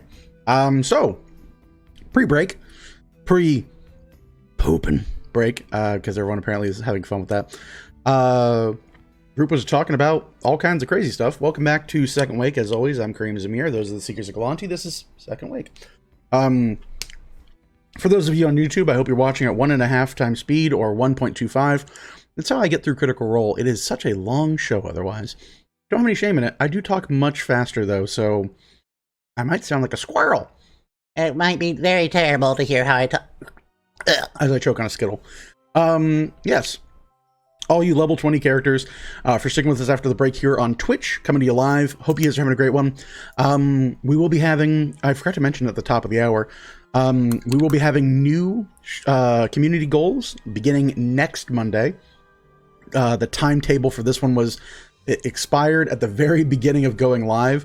That's probably my fault. But yeah, so big winner on that one. We get 2 out of 3 on this one. Want to give it some time to breathe. Also, I was kind of busy yesterday. I don't know, doing the Halloween thing. But they are already preset. I just have to copy and paste them over. But neither here nor there. Save your points. Spend it on things that make you happy. With that, for level 20 characters, all 5 or 6 of you that are still watching, we do, of course, appreciate you guys. And when we left for the break, Celeste was meeting with Gil Nova in a secret, one-on-one, not so secret, meeting rendezvous about attempting to leverage all of the power for herself and none for her friends. Taking on all of the burden for herself to save all of her friends from this horrible atrocity that will come here. So yeah. With that, we thank you. Please don't poke my ADD. That does show up on my mini feed. Don't do that for me. I shouldn't admit that because then people fucking harass me with it. So, with that, we bring you right back. Celeste, Gil Nova, handshake to end all handshakes. There is, if this was a JoJo cartoon, there'd be menacing things all around there. Just menacing around this handshake. But yeah, Gil Nova effectively lays it out for you that their intention for the Seekers of Galanti is that by accepting an undead patron, effectively, a powerful cosmic council of deities, to be kind of subservient, but not really, because they're still promising you all your free will and whatever you want to do. More just promise us that in exchange that, like, we need the nuke button in the event that you become a godling, and there is no way to stop you, that we do have the legal rights to your stuff, you know? Maybe you don't banish us from all existence. And has more or less laid out that their intention is to make the Seekers the new gods of this realm and world, however they see fit. But it does require a number of concessions to allow that as well. Gil Nova has revealed, of course, that what many folks had kind of already known, that after the Seekers had informed Montserrat within the tower of MLR 660 Studios that, yes, there is a prince that you murdered, and also he's the rightful heir to Silver Earth. And yes, that is the capital city of Ravon for the human side. And taking that to mean, dope, we have a new best friend. And has revealed as well with that upon the revival of said prince, Ravon is now effectively being eyeballed to be the new seat of power in this world, and they're likely going to be taking a number of enterprising opportunities and moves to ensure that they will rule on high. They are offering a number of concessions to the Seekers, a simple treaty of neutrality and non-interference at this point in time, of which, yeah, it is what it is. So yeah, Celeste, you're still in a handshake. You're engaged in a very tight-fisted political decision here, and a choice for your character. Gil Nova looks you over and goes, "So, cards on the table. What'll it be?" So, much as I would love to, I can't betray my friends. Because, like, the whole reason I'm here, and that I even went there, so, I believe there is a frightful misunderstanding here. We are not asking you to betray your friends. Truthfully, friendship is quite noble. I'm asking you this: if you cannot bear to be without them, then convince them that this is the right path to make. You know, as well as I, we don't need to be enemies. I know. Did you see the little purple one that was in here? The loud one with the squeaky voice. That's him. See, so I would convince them, but purple one is a total dick, so that's not gonna happen. So if the purple one wasn't around, they would. Oh, now that I think about it, probably not. We could probably Vel on our side, but I just don't think it would be really hard to convince, like, now that you say that, I do think he would be probably the only one. No, I just don't think it's gonna work out, man, because, like, he's kind of always been there for me, so it's gonna be a no from me. Sorry. But the jacket back, I'll understand. Oh. Yeah, like, I don't want you to think that I wasn't grateful for it, but, like, I super was. It's really cool. But if you want it back, I understand. No, it seems to fit you rather well. Snugly, in fact. Yeah. Some of the greatest minds and tailors put that little thing together for you. In the event that we could come to cooperation, it certainly would have been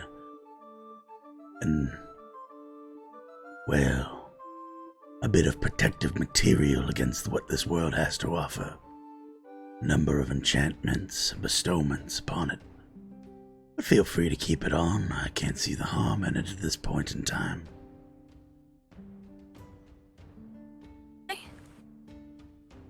Mind?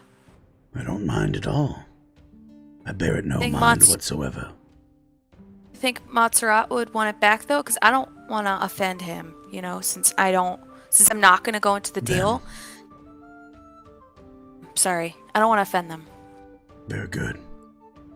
I don't believe you'll be offending them any more than you already are in not taking this opportunity. Oh. Okay. Should you invite your friends back at this point? Yeah, because maybe they changed their minds. Maybe. They were in there. Yeah, maybe. let me check. Let me just... There's like you go to check and like your hand is still like locked in this like handshake. It goes, oh right. And releases your hand. Yeah. Thanks. I'm gonna walk backwards because I don't want to have to turn back around to get that's fine. Again. Yeah, that's fine. Yeah. You you reach for it and you're doing the old like ow, God, I can't even, I've like told my whole body. Do it to this side. Here we go. You're doing the old like reach for it and palm for it. You eventually find the door handle and open it up, and I'm assuming somebody has their ear to the door and they fall in. Probably Cobalt Jones. I feel like this Cobalt Jones and Orville thing. What? No.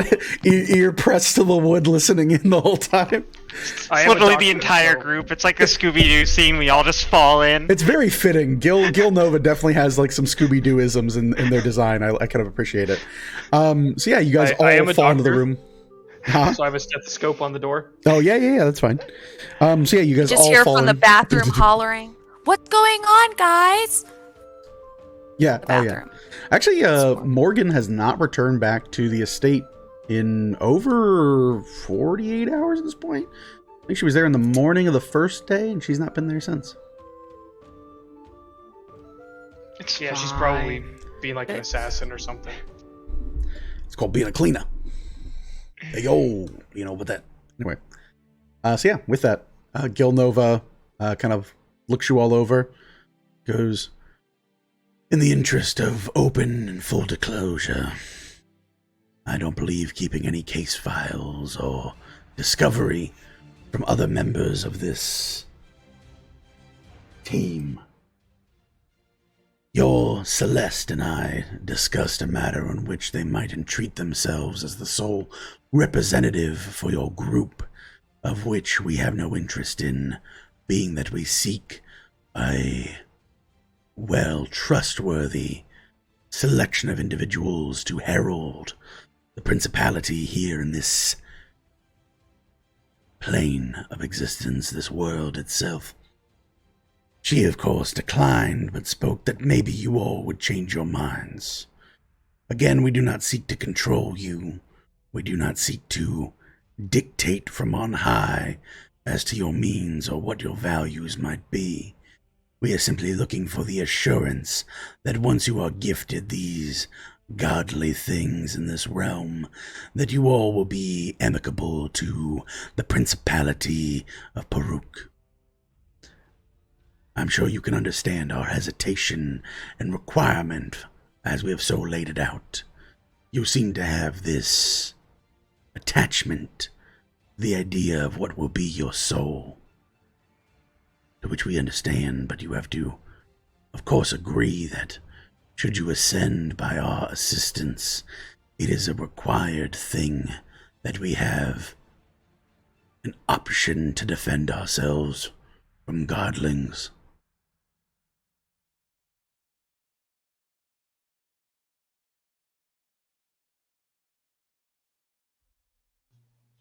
Yeah, no, I'm good. I think you are very far from good. I myself am quite good. If anything, I would say you are rather chaotic. Those two planes can interject. Perhaps. But what have you done for anyone?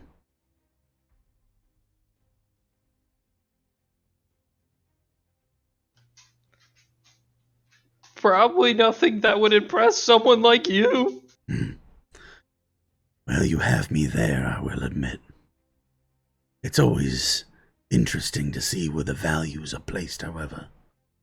So I do appreciate the gesture.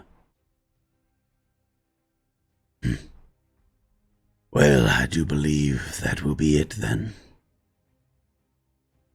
Unless someone has a last hurrah of a speech to entreat upon myself or their allies to convince these individuals of such things.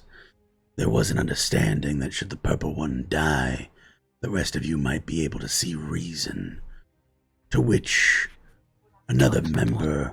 I'm pulling out my axe. That's fine, you pull out your axe. He goes, another member of the principality might see that as an opportunity to rend the life from this purple stain.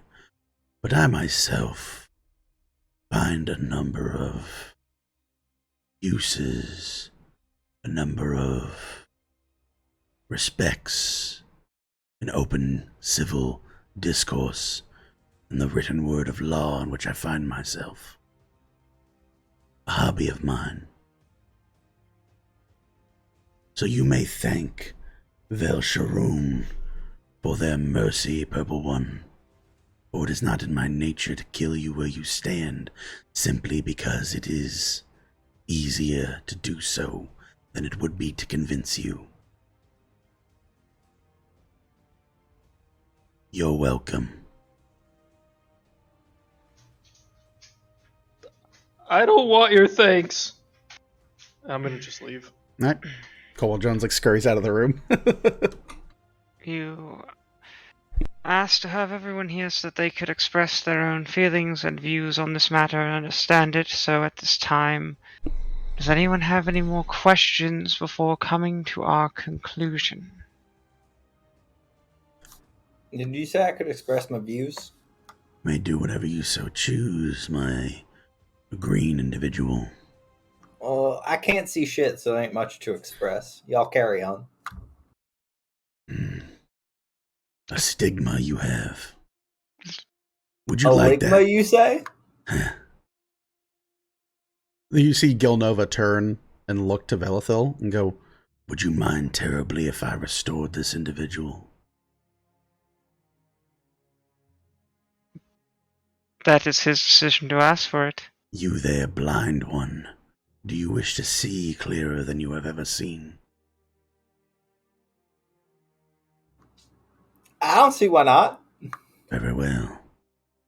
You see Gilnova walk forward and stride directly into this. You're now seeing them for the first time. Now your saving throws are applicable. This undead creature, this almost like hive of an individual, walk forward and outstretch an undead hand towards your face. Do you attempt to run or flee, or you do see like very softly this kind of radiant glow on their fingertips? I mean, I am feared. Can I reach out to handshake? Does that count as getting closer to them? You could engage in a handshake if you'd like. Okay. Sure. We'll go for it. So you reach your hand out, their right hand clasps yours in a grasp. Go ahead and make me an athletics check to attempt to resist this grapple.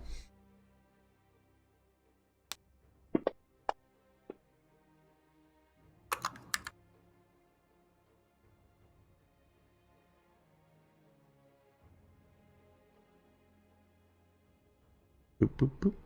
Athletics check, baby. What we get? Gilnova rolled a 22.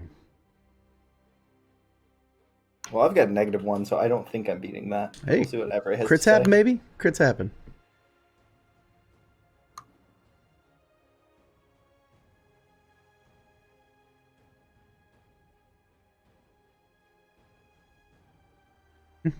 Yeah, nope, that's 5. It's 5, okay. You feel the grapple yank you and pull you in. You are nose to nose with Gilnova as they have now crouched down, like right down to your level. They look to you and they go, "I grant you sight beyond sight, mortal." And they slap the front of your face with their left hand. You see a burst of radiant energy. You feel your eyeballs melt and begin to boil in your skull and fall away. And you are cured of any impairments you might have to your physical attributes. So any of your ongoing quirks or traits or flaws that would otherwise impair that. They pull their hand away and you see 2 glowing golden lights in your eyes. There are no more eyeballs. There are just these 2 little golden radiant motes.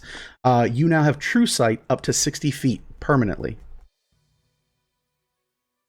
You have gained the boon of vision from Vel Sharoon.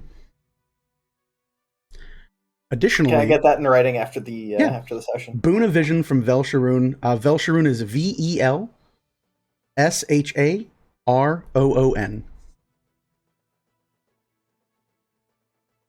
Additionally, 4 of your hit dice are locked.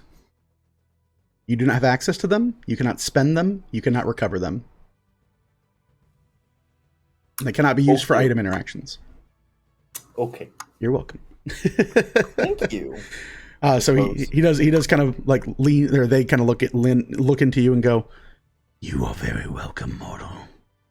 Now you may look upon me as I am, as your friends will never know me to be, and you will know that my name is Gilnova, that I am of the Principality of Peruk, that I am the High Priest of Vel Sharoon, and that I am a gift giver even to my enemies."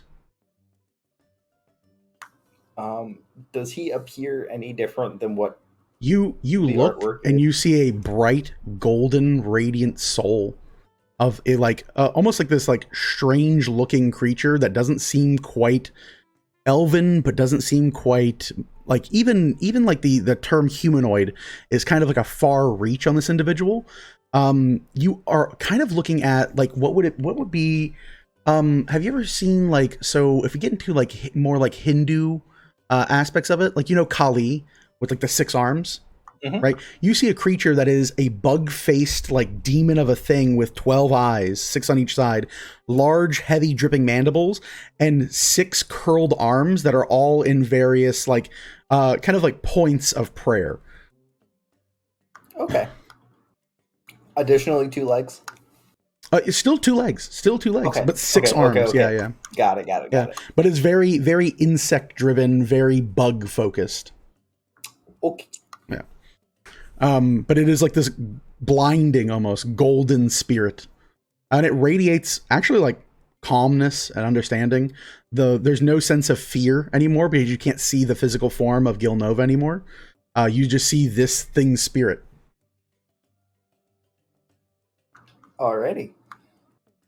Well, for that, I thank you, Gilnova. It's truly an enlightening experience. Welcome. I am apologetic to say that, of course, you are banned from Ravon, and should you set foot within those borders, we will have to treat you as an enemy on the battlefield. Is that understood? Clear as day. Good. The handshake is released. You see them stand up properly and look around. You all see about a 5-foot glow from Orville's face, this now radiant light that emanates through Orville's eyes. And you see Gilnova look around to all of you and goes, "If that is your decision, as it has been made, I leave you with a parting gift for your time and your patience and your hospitality. I believe we have nothing further to discuss. Do we, seekers of Gulanti?"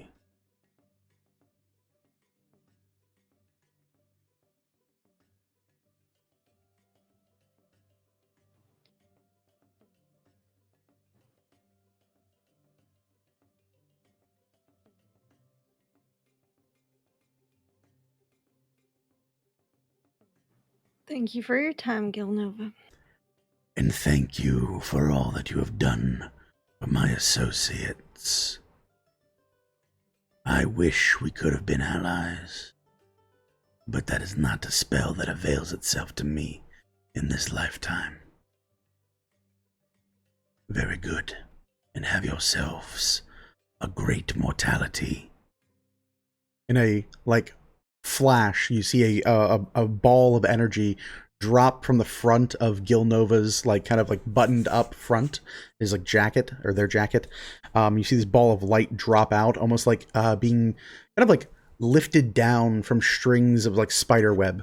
It hits the floor, and you see a vortex open of pure radiant light, this kind of gate.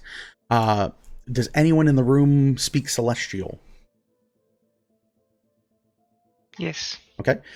You hear in Radiant Celestial, for those of you that speak it, you actually hear the chimes of what would be considered divination or divine. And you hear "return" spoken very clearly in an angelic voice, this kind of booming, almost commanding presence. There is a pillar of light, and there is just smoke where Gilnova once stood.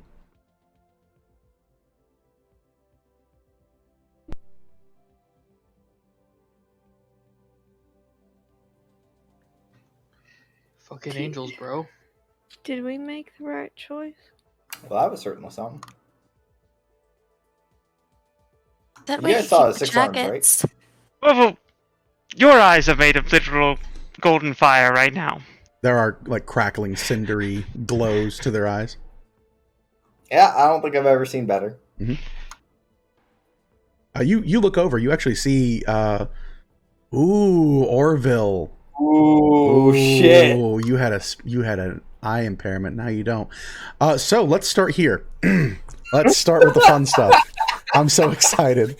Oh God! Yeah. Why did you choose? Why did I of all people get this shit? Pick an ally, Orville. Who do you want to look at first? Oh no! This shit's dope. I forgot. We'll start with Jonesy. Jonesy's in another room. You see his soul through 3 walls. All right. But it's just like a burning spirit. You don't really see any detail to him. He's too far away. Is it still floor level, or does it feel like he's standing on some sort of chair? Well, you would innately know he's within your range, which is 60 foot. Okay. You're peering through into the ethereal at this point. Yeah. But is he still on eye level with me, or is he slightly elevated, he's sitting on a chair or something? I don't know, Jonesy. Are you leaving further than the 2 adjoining rooms, or? No, I'm listening through the door. Okay, yeah. So he's like pressed up against the door. You can clearly see him behind the door. Do I have anything I can throw at him real quick? I mean, he's behind a door. So yes, Yeah. anything you want. There's chairs, there's tables, there's candelabras. Can I throw a single candle right at where he's at? Sure, yeah. You chuck it. You're a monk. You have high dex. I'm just gonna say you tap it. You tunk, and right where your head is, Jonesy, you hear a large thud against the other side of the door. Jonesy, get in here. Is there a keyhole? Yeah, there is a keyhole. Can I look through it? Yeah, you peek through. Stairman's gone. I don't know. I'll open up. Okay, you open the door. You look and you see this golden, cindery-eyed goblin stare back at you. Orville, now that there is Holy nothing shit. separating you and Kobold Jones and you can see his soul clearly, you look and there's a schism that runs through his body. There is this like bright, almost like clandestine spirit and soul throughout the ethereal, his ghost, his very nature of what he exists beyond planes of this world. And you actually see like faint wisps of your own self kind of intertwined, whereas once you might assume to be like if his soul was distinctly purple, you would see this kind of like swirl, almost like happy treat cone mixed in with your own green ethereal essence of goblin-y. And you would assume that even looking at yourself and your hands, you see a little bit of purple intertwined with yours.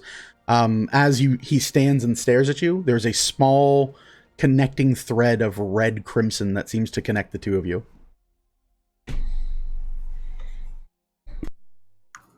Can I roll insight on that crimson or anything? You can roll if you are trained in religion. Or you can roll bard. Indeed, but you're not a bard. I love the idea of roll bard because fuck it, bards. It's poetic and beautiful. That's what it is. It's like horrible demon lord. I heard a poem about this demon lord once. That is a 22 on religion. 22 on religion. There are a number of faiths that are more spiritually focused that believe that the weavers were not innately divine, but they were those who had mastered spirit and soul. A number of I can never pronounce this word right. Monistic traditions. God, it's even a word in this game. That truly believe that the path to enlightenment is not found in an artifact or godly power or divine retribution or purity, but instead by mastering one's own body. In a number of those circles, they do believe in the ability to combine and connect oneself with another living soul, and they believe that the red string of fate often connects these souls that are so intertwined beyond just rational friendship. Go. Mm-hmm. As a knowledge metagame, it's like if, you had a friend that you've had for long distances, that friendship would never break, no matter how hard you tried. Aww. Sometimes fantasy mimics real life. Aw. But that's Kobold Jones. All right, let's just take it around the horn over to Celeste. Celeste, you look over to Celeste. You can see what once were like this kind of like ethereal energy that surrounds her. There is a darkness that sits in the bottom pit of her heart. You're not quite sure what that means, but you can see like it's centered around the central mass of herself.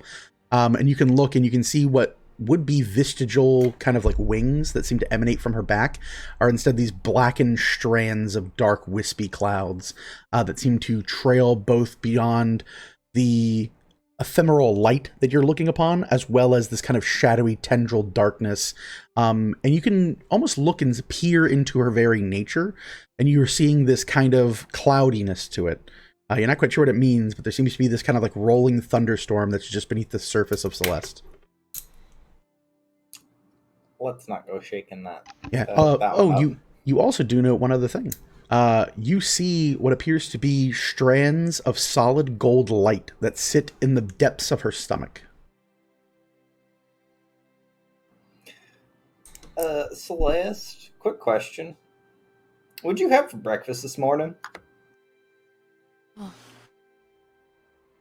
I don't remember. I don't know that I did.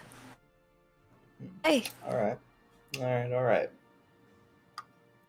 Don't worry about it then. Probably nothing. All right, bringing it up to Val. To Vel? Okay. You peer over to Vel, and there is a crowded room. You look over, and there is a pit of darkness and 4 smiling faces peering back at you from behind her shadow. You can see this woman's soul bared through the ethereal plane, this bright and kind of like, almost like shades of gray, this like bright grayish light that emanates through her very kind of nature itself. And then surrounding the essence of her arm, you see 4 bright porcelain masks that are all of different kind of shape and sunder, and every so often one seems to kind of float forward, and something beyond the veil, this kind of shadowy essence, seems to place it on its own face. You see these kind of bright lights emanate out through the mask, and it kind of tilts its head one way, then the other, and then this kind of shadowy being pulls the mask from their face, and the 4 of them continue to float around the kind of back end of Velithil. Like they kind of float almost like again, we're gonna kind of like, because I obviously hint, here's what I'm deep diving into for another thing. It's kind of like the motes of sun that surround a number of the Far Eastern deities, where they believe that globules of sunlight will emanate around like in a big circle. You'll see it for like Onis and stuff. It's just these 4 porcelain masks seem to float in like a circle, and then every so often this like wispy shadow, think like the tar monster from Fern Gully, kind of grasps one up and places it on their face, and then you see this kind of like looming deathly presence kind of peer out and seem to look over. This happens frequently enough that it almost seems like whatever this thing is on constant watch and awareness of wherever Velithil is. That's unsettling. That's very, very unsettling. Yeah, it is. You know what? You're right. Make an intelligence saving throw, bud. You were so right. Oh, boy. Oh, God, you're so right. It's so unsettling. God, you're right. Oh, drat. Peering into people's souls. Ah, drat.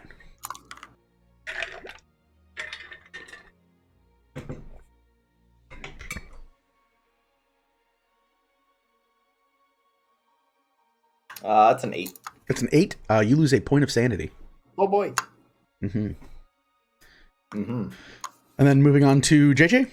Uh-huh. Okay. You peer over to JJ, and it's also a bit of a crowded scene, to tell you the truth. It's a bit of a very strange one, in fact. You see JJ sat in the center, a bright gold kind of emanating out from her very essence. There's these kind of long green-like thorns that seem to twist and swirl around her soul, her ethereal self, almost like this kind of like almost overgrown vinery seems to kind of pierce and twist around her very being. And you look and you see 3 very strange things that are not seemingly a part of her. On her right hand, you can see a very small, very almost childlike version of her holding her own hand, and she doesn't seem to be innately aware of it. This small creature seems to kind of like just sit and kind of have like a grasp of JJ. And there is this kind of like blinding, brilliant innocence to it. You look, and on her left, you see a very massive, familiar creature that has like 2 talons sunk into JJ's left arm. You kind of recognize it a bit. It does seem to bear a lot of the similarities of the creature in Bartholomew's home that JJ took on the shape of. This large, hulking beast of a creature. That seems to kind of like every so often sniff and snort and stare out at you, but seems to be otherworldly connected into JJ's own self. And much in the way of this little girl as well, you kind of realize it doesn't seem to be too much of another creature in Velithil's case. This seems to be figments that have evolved out of JJ's own presence. These are sections of herself that seems to have created these otherworldly personalities within her. And then the third thing you note is atop her head, a cracked horn that sits on one side of her head and a very full horn that sits on the other. And you note a fiery burning number over her forehead. And that's what you see. Is that number intelligible in any way, shape, or form? Do you read Infernal?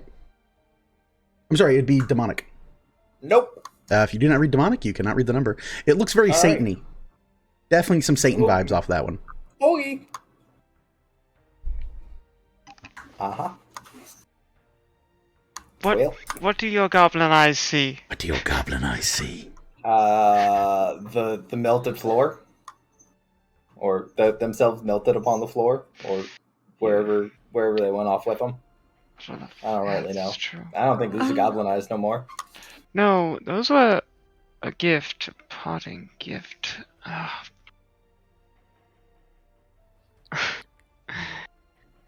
They seem rather holy.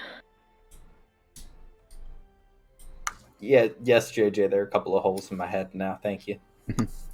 You can see clear through into the back of the eye socket, the orbital sockets of Orville, who claims they can still see fine.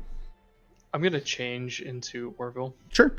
You change into Orville. You look an exact copy of Orville. You are blind.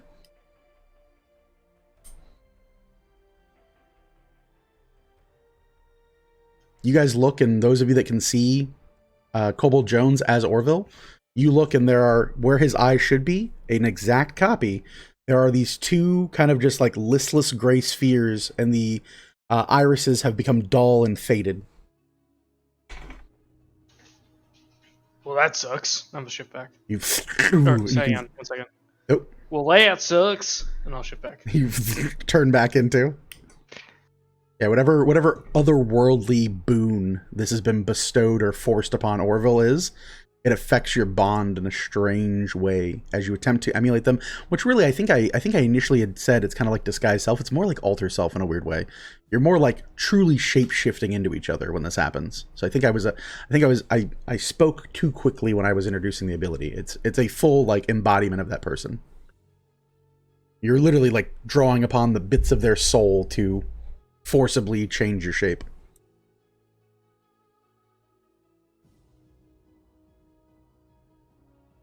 But yeah, that is where we're at. What right happens now. if you shifted to me? Yeah, that's a good question. DM, I will attempt to shift into Kobold Jones form. Okay. Do you want to roll insight? Sure. Okay. I advise you to roll insight before doing this action. Okay. I could do that to help him, I guess. I'm also trained. I will say you have advantage because you showed him that you were blind when you turned into him.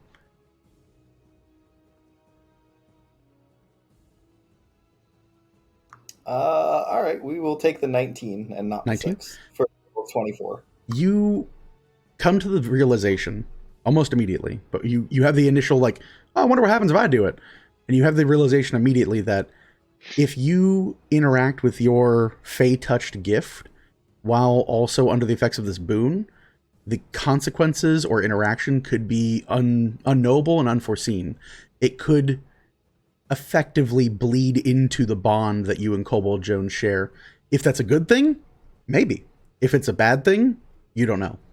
But there definitely is an insight into this. You're dealing with forces far beyond your monkish understanding, but you know well enough through spirit and through the crazy stuff you've seen with Vel's arm, JJ's transformations, even Celeste in like the number of ways that she's been interacting with her own form. There are a number of different things at play here, and you're not quite sure what the result would be. But you know well enough that there will be a result by bonding these things. You're not quite sure. I will say no more, so I don't give away anything. I don't think that's the best idea right now. That's a whole lot of otherworldly forces coming together to make. I'm not sure if it would be a smoothie or something, but that's some research that I would want to undergo before I just, opened the blender and drank whatever was inside, so to say.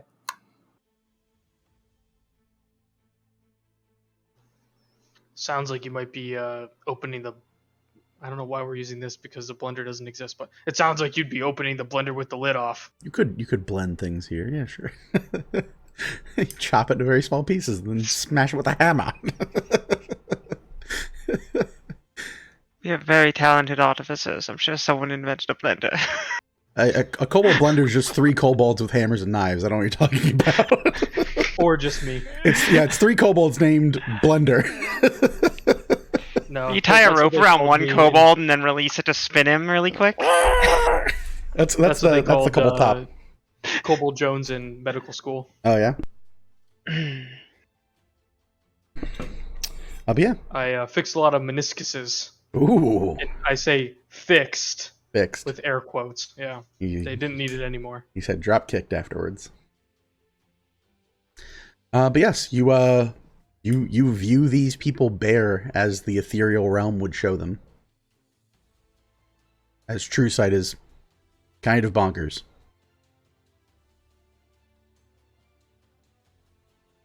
Yeah, just a little bit. Just a touch. Just a wee bit. I blame wizards. They put it on the list. Yep.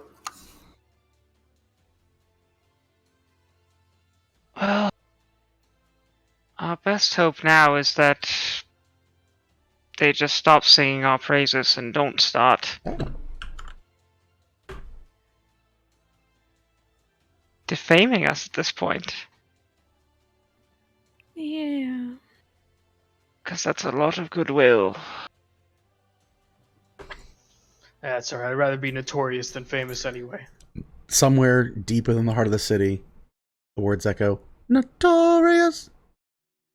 Wait, I thought you just said you wanted to be like a good person. Those two things are not mutually exclusive. Notoriously good. He's so good they talk shit about him. Well, I If guess the we bad won't guys need are that talking shit gem about either. you, you're doing the right thing. That's fair. I guess we won't really need that gem anymore, so Celeste can probably hold on to it for good, huh? Well, how about this? We hold on to it, and then when we win, we say some nasty shit to them.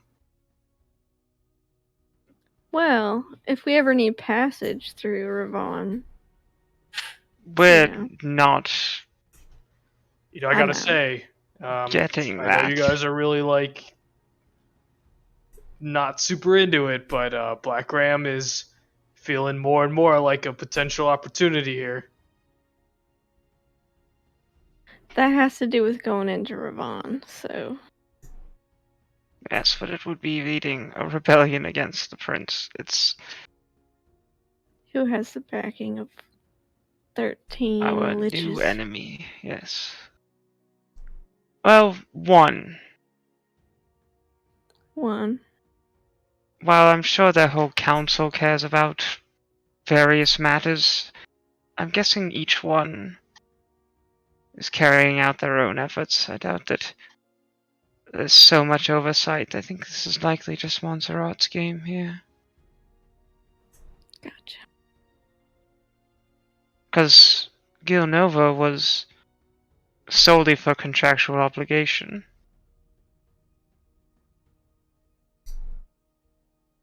You're right. I don't know. He was talking a whole lot of shit about like us all being a part of the 13 Council and that this Now, world we was weren't going going to to be end. a part of the And 13. well, I know, but like you know, underneath them and like part of their bidding, and then that this world was going to end and that you know everything was hopeless and blah blah blah, a bunch of pessimistic shit. But you know, that makes me think that maybe it's not just Montserrat.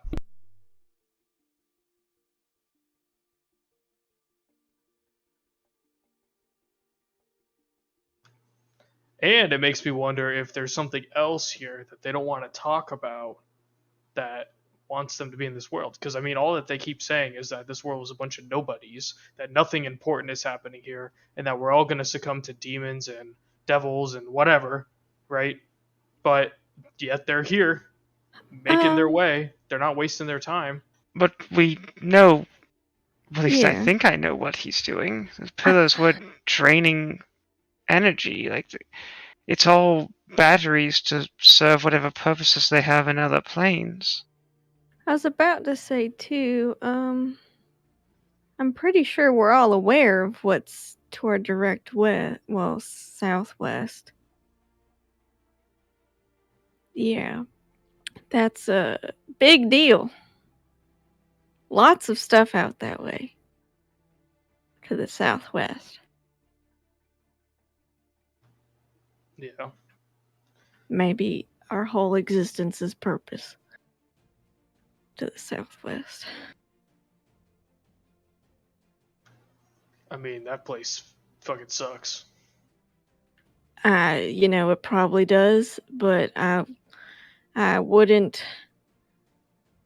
put it past them that there's some stuff there that they wouldn't mind having. Or this whole, place. I don't know. All I'm saying is that it felt like to me he was underplaying the situation to try to make us join him, and that there's some other hardcore stuff going on.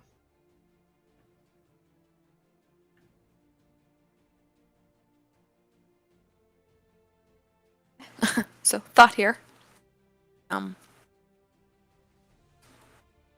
Maybe he was just trying to get us to join him because of Buddy.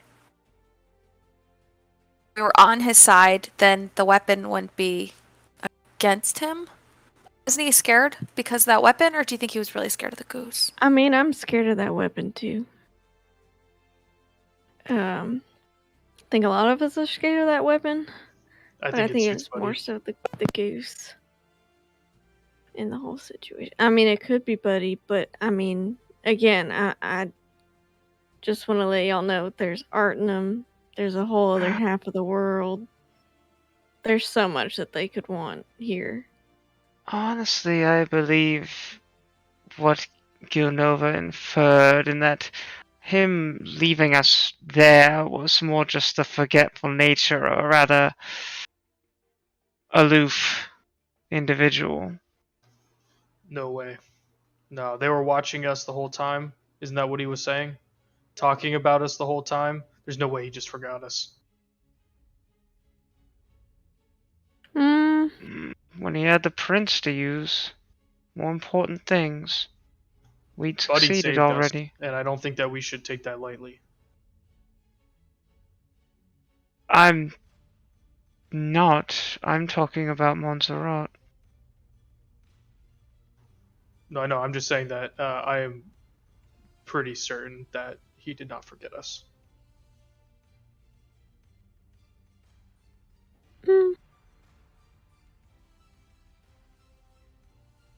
Perhaps feel he like would have we're- returned us to a situation that would have been even harder for us to deny him if he'd had more time.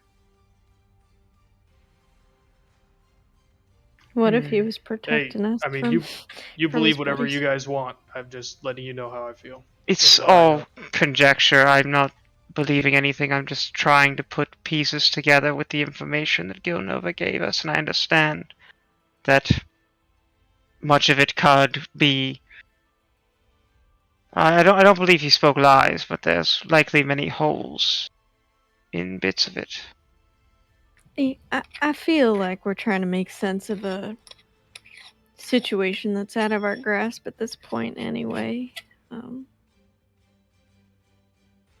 Because now we just got to deal with the facts of we're banned from Ravon.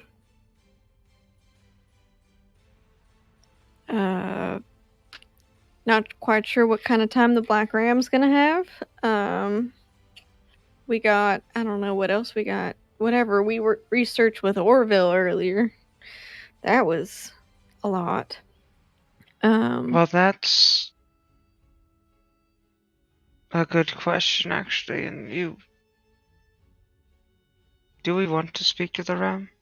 Are we interested in this, or are we going to leave it to its own affairs and rely on the fact that we will reach the thrones? We will become the weavers any of us could before, so that the machinations and efforts of Montserrat won't matter. Perhaps that's how you become a weaver. What? Destroying a great evil like Montserrat. I'm not sure if Montserrat's evil, honestly. Like, pure evil compared to some of the stuff that we've seen. I mean, does... Well, I guess... Hang on. I'm not trained in Arcana. Never mind. Yeah, I guess I don't know. What's the He thing just you're trying seems to like infer? he's a skeleton, so I don't know anything about him. Oh, that is actually true. And so if there's something you want to try to infer, there's like you don't always need to have Arcana for stuff. I know what Kyle knows what a lich is. Oh right. Oh no, I feel like everyone here is very aware that yes, they are an undead for sure. A lich is also probably on the table. I think people have probably heard the word lich before. Like, I don't think it's that uncommon to. Well, I mean, I guess it depends on DM interpretation, right? Because they don't exactly say what rites, Correct. and I mean, rituals like, are required for it, but I know that usually it involves lots of bad juju. sacrifice. Yes, Well- and killing and murder and soul collection and bad things. Look, okay. We believe that Vecna perhaps was the Messiah, but he was not the Son of God, okay? Also, JJ's putting it into context that Vel is their teammate at the moment, Yep. and Vel does do stuff with undead. Yeah, So Val like, literally is a necromancer that helps you. That's true, but I don't think that you necessarily. I don't think necromancy is necessarily evil, Correct. but being a lich, I don't know that that's possible without being evil. It's very different. Necromancers can be neutral. I think liches have to be evil. True. Could be. I Oh. suppose the point that I'm trying to bring to people's minds to consider right now is, are we interested in the Ram's proposal to meet, knowing that we could undermine some of the efforts of those who we have now decided are our enemies? Because that was this decision. That is what we have been declared as. Because we know too much. Or do we leave Ravon to whatever it will come to pass and focus on our own efforts? Well, I would wonder if they do go unattested, if it will just be Ravon.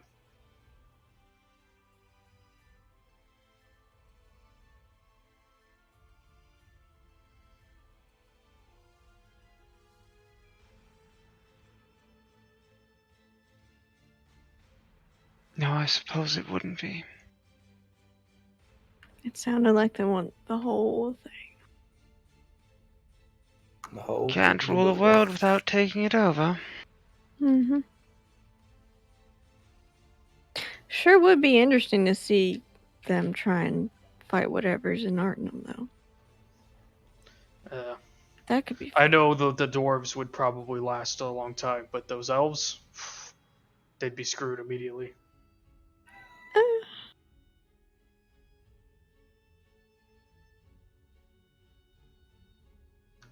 Well, They're not made of the sturdy stuff that dwarves are. I don't think that they'd focus on Autumn first. Val just completely ignores Cobalt Jones. no, you're right. They'd probably take over, It's a matter of Focus distance. And the Ram would be the closest thing than the Artemis, but also the Northern. Even if the Dwarves would be the sturdiest opposition on the entire world, they're also the closest. So something too, I think thinking about it, maybe, I don't know if Montserrat and the Ram have already talked either, if they're already some sort of allies. Well, We don't know what all is going on with that whole entire thing. It's a weird whirlwind down there, actually. We should just ask him. I mean, I could just ask him right now. Let's just ask him. I recalled what the merchant said, without this is old information, but at that time, the Ram did not have association with Montserrat. You're right. And if Montserrat has focused his efforts on controlling through the divine right of Silverhearth, then I don't think the rebellions could try and take them over too. I guess it depends on what drives the Black Ram. Is he in it for greed, or is he in it to make the world a better place? It might not Regardless of be what either you one might- of those. Those are Yeah. subjective if it's about providing a place for his people, not necessarily greed or being better. I guess I meant. And if Montserrat unshackling is the- willing to offer him that, I would presume he would take that deal. I mean, I guess what I was going at is, it's subjective. My understanding of that would be unshackling the chains of oppression, which sounds like something that he's into, and being subservient to Montserrat would probably not fall under that. But who knows? Guy could be put on the front. He could be a big old liar, stinky liar. I don't know. He did kind of badmouth devils and demons, and Ram kind of rolls with those who have heritage of such. Who knows? Honestly, I can shoot him a message. I don't know if he's got any sort of protections, but I could just shoot him a message if you want. I don't particularly want to talk to him, but maybe at least giving him the heads up of what's going on. I don't know if he's an ally, but if he's an enemy of our enemy, then there could be something there. Right now, he's not, but he did extend an invitation to meet to consider such things. He would have to meet us here, I think. I mean, I know you guys hate that guy. Not sure about that. Actually, well, we're not in the receiving room, so I don't have the letter. I left it there. But there were glyphs and runes, and I didn't take the time to figure it out, but I believe they are likely a cipher to where we would need to meet him. Oh, do you want me to take a look at it?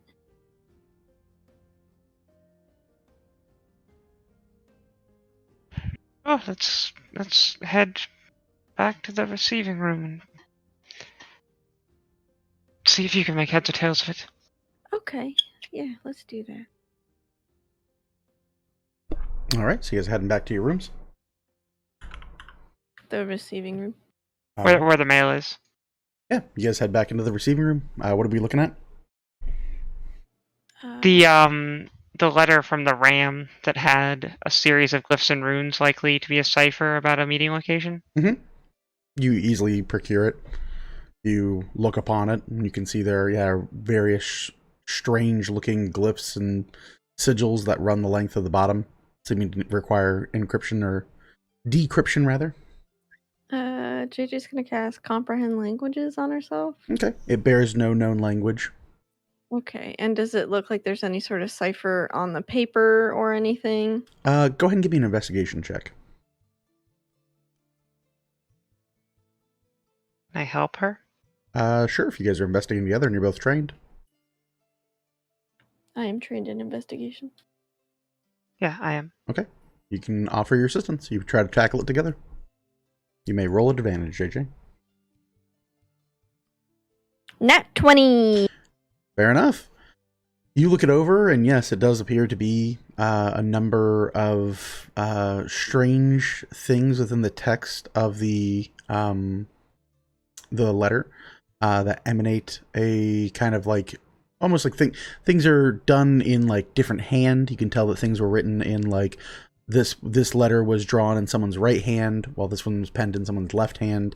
There are like a number of just very small, intricate things that seem to kind of work together and kind of create a code. Looking over the runes and the kind of text and sigils below, it does kind of slowly reach out a kind of like a scratch of words that seem to form into a message. and you only seem to get a single. I think I have it right here. Let me pull it up here. Make sure I'm looking at it. I know the result, but hold on here. Un momento, por favor.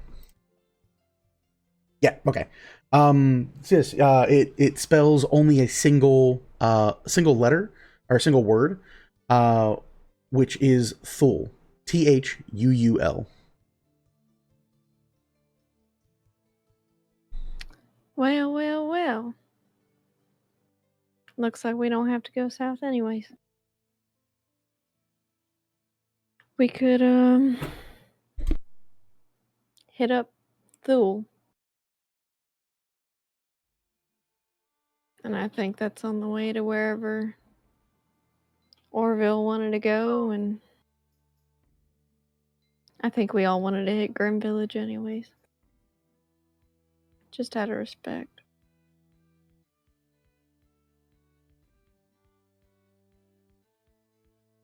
Well, we need to go over these matters with the lady before we head out. Mm-hmm. She did say there were, Other things. yes, I think even a Yeah, matter. she told us that she's expecting you all to show up at some point. So, maybe We a good haven't idea. finished our arrangements for Colt's funeral.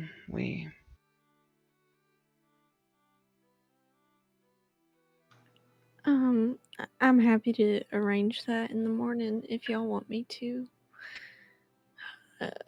finalize messaging the couple of folks that I need to schedule and whatnot.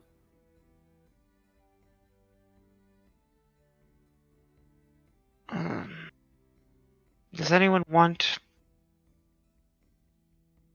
any of this other Montserrat or the advertisements from the Dawn, considering that we won't likely be able to partake in any sort of arrangements?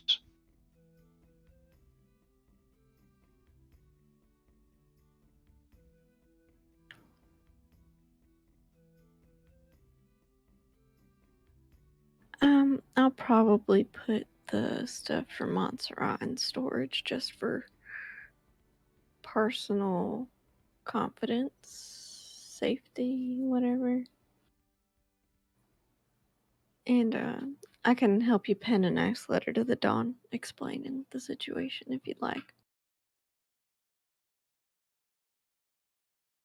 Is there even a point to respond? We were literally just told not to. That's fair.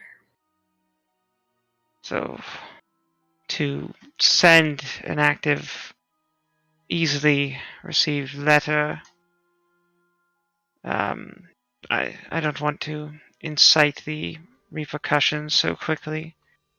If you wanted to send him a sending at some point to try and express something, I'm not opposed to that, but nothing physical while Montserrat and all of these matters are going on. You're right.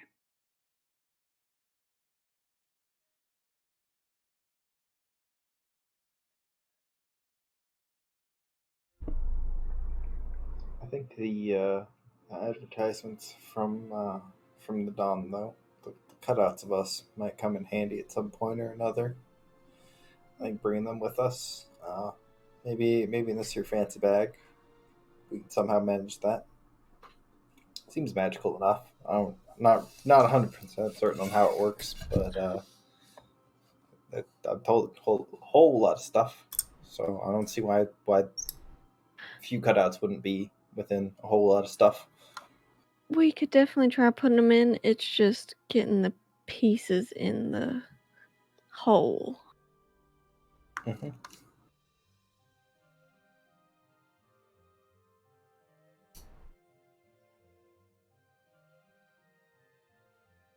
But yeah, if anyone needs anything carried, happy to carry it.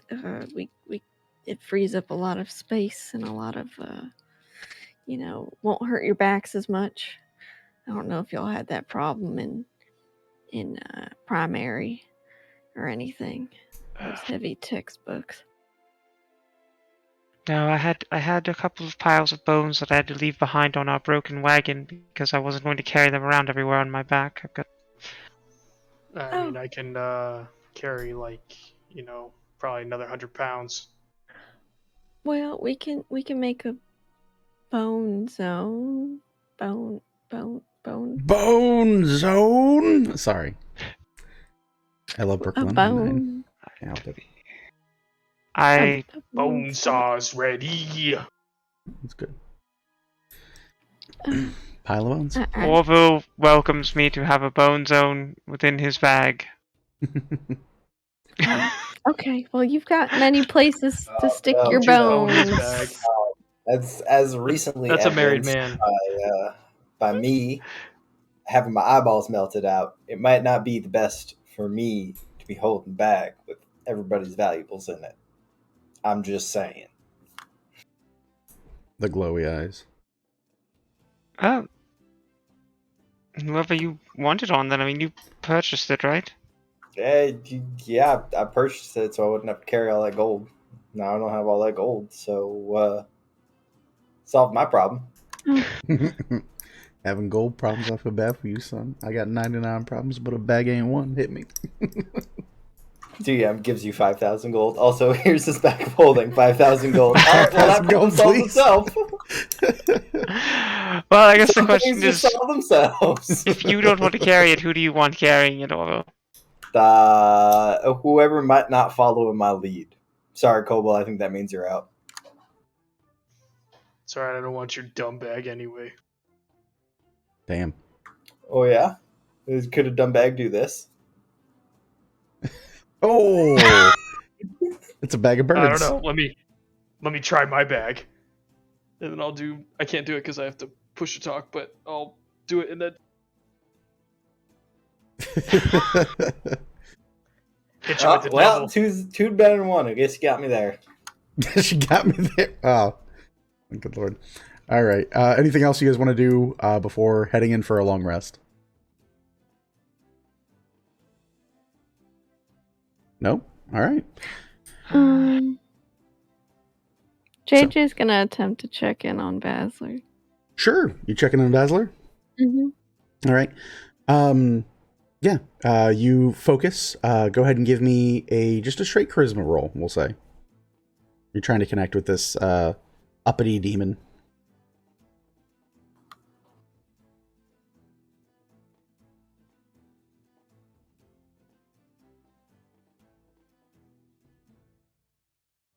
$18. 18. You feel a connection, a pull, a twist, and you feel what's the nicest way to put this? You feel disgruntled teenager energy. Sick. You feel that like mom doesn't understand kind of feeling, and they yelled at me and I was just trying to be good. Kind of like that, like angst. You definitely hear like very soft, like I would assume music we can't play on this channel, but like Black Parade kind of softly playing in the background of this vibe right now. That's what you're kind of getting. Go listen to some 9 Inch Nails. Yeah, well, it's not 9 Inch. It's more like it's more like sad, melancholy. Stop. All right, so Fragile. Yeah, Oh, Fragile. no. Yeah. Good song. Oh, Just that the whole hurts. album, just so sad. Yep. It Heard hurts. on repeat. Yep. Been there. Oh yeah.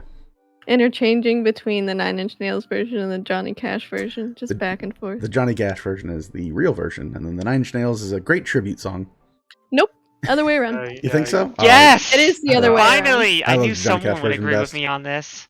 I like Trent's version. When Trent comes out and says that's Johnny's song, This is I why we're believe in it. players versus a DM. We're Yep. seeing where the lines are. The line is, when the person who wrote it says that the other guy did it better, I believe the writer. That's me. Okay, anyway, moving on. D&D time. Anyway. You get the connection. Okay. Also, rocks fall on everyone who disagreed. No, I'm kidding. Did not disagree. Characters. I don't even know. Celeste, welcome to anything being of what we're alive talking still. about. Kidding. All right, so what do we got? She will extend the feeling that he is invited to dinner tomorrow night, if he wishes. Okay. She hopes he's doing all right, and she will leave it at that. Okay, you send She kind will of give him the his feeling. time. Sure. Give him space, give him feeling. There's like again, kind of like stabbing angst and feel to it. But there's also this like almost feeling of questioning, this desire that seems to pull, and again, trying to give you your own space and not just reach out and speak. It feels like there's kind of like this hesitation to actually communicate. But there's a curiosity that seems to overwhelm your senses for a moment in regards to your opinion on something, but you're not quite sure what. Okay.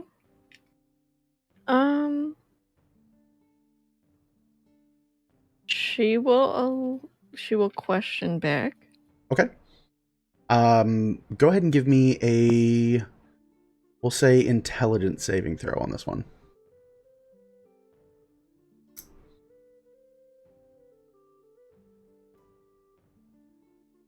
That's a 9. A 9? You're not quite sure. There's this feeling of like camaraderie that overwhelms your senses a bit. There's an emotion of a forged friendship anew. There's a feeling that there's someone else at this point that is hanging out with Vasler and assisting them. And you get this feeling that there was an agreement made. You're not quite sure between yourself and Vasler or Vasler and this other person, that there was something that needed to be done and provided. And so with that, they are currently awaiting, or you get this feeling of like anticipation and anxiety kind of overwhelm you. You get a vision in your mind's eye of this bright red wrapping paper.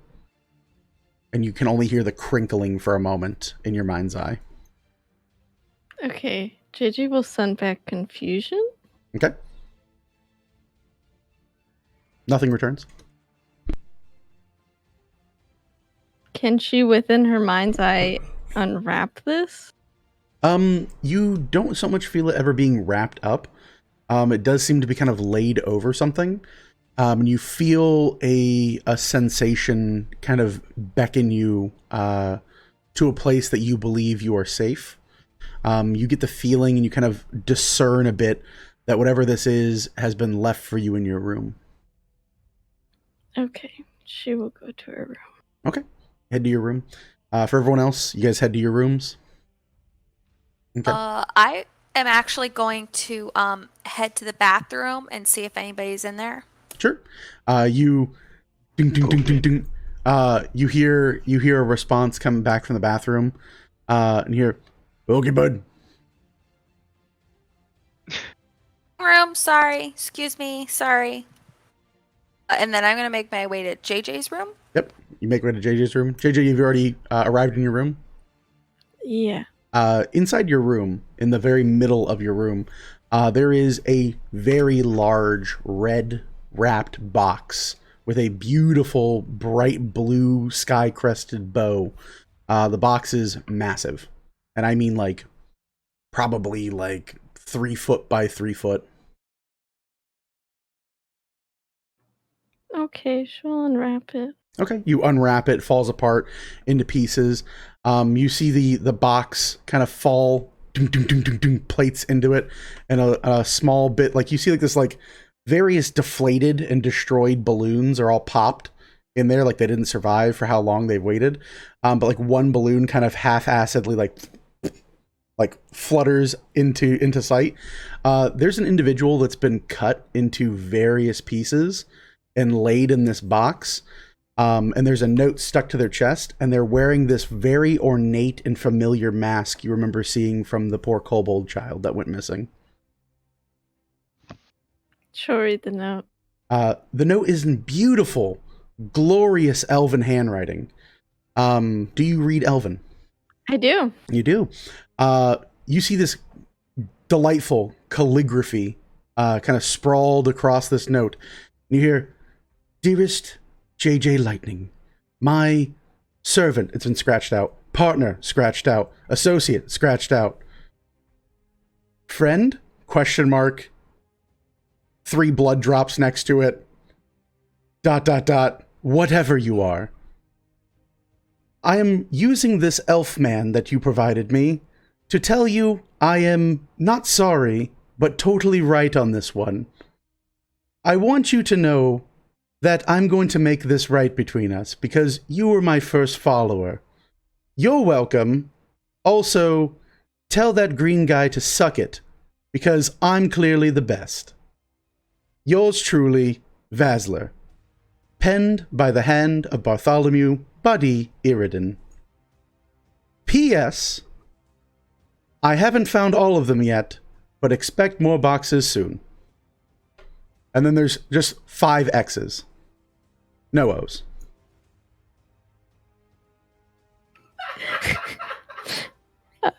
She about that. will attempt to communicate out a confused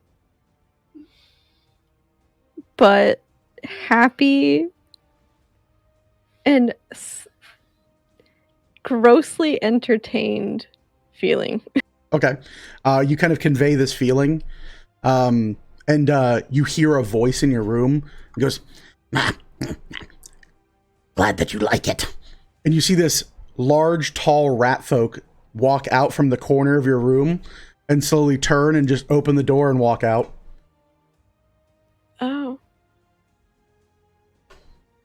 Wonderful. You guys, anyone who's not in their room, you see this mangy looking, like almost like horribly plagued looking rat creature, just walking like they belong in here, and they're heading for like the front doors. Huh.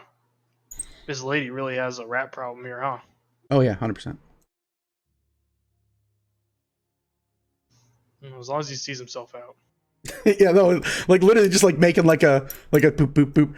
They do stop like anywhere there's like fresh fruit and like there's like a spread left out, and they like sniff through it. They might take like an apple and like they start walking away. But yeah, you're provided a gift, a peace gift.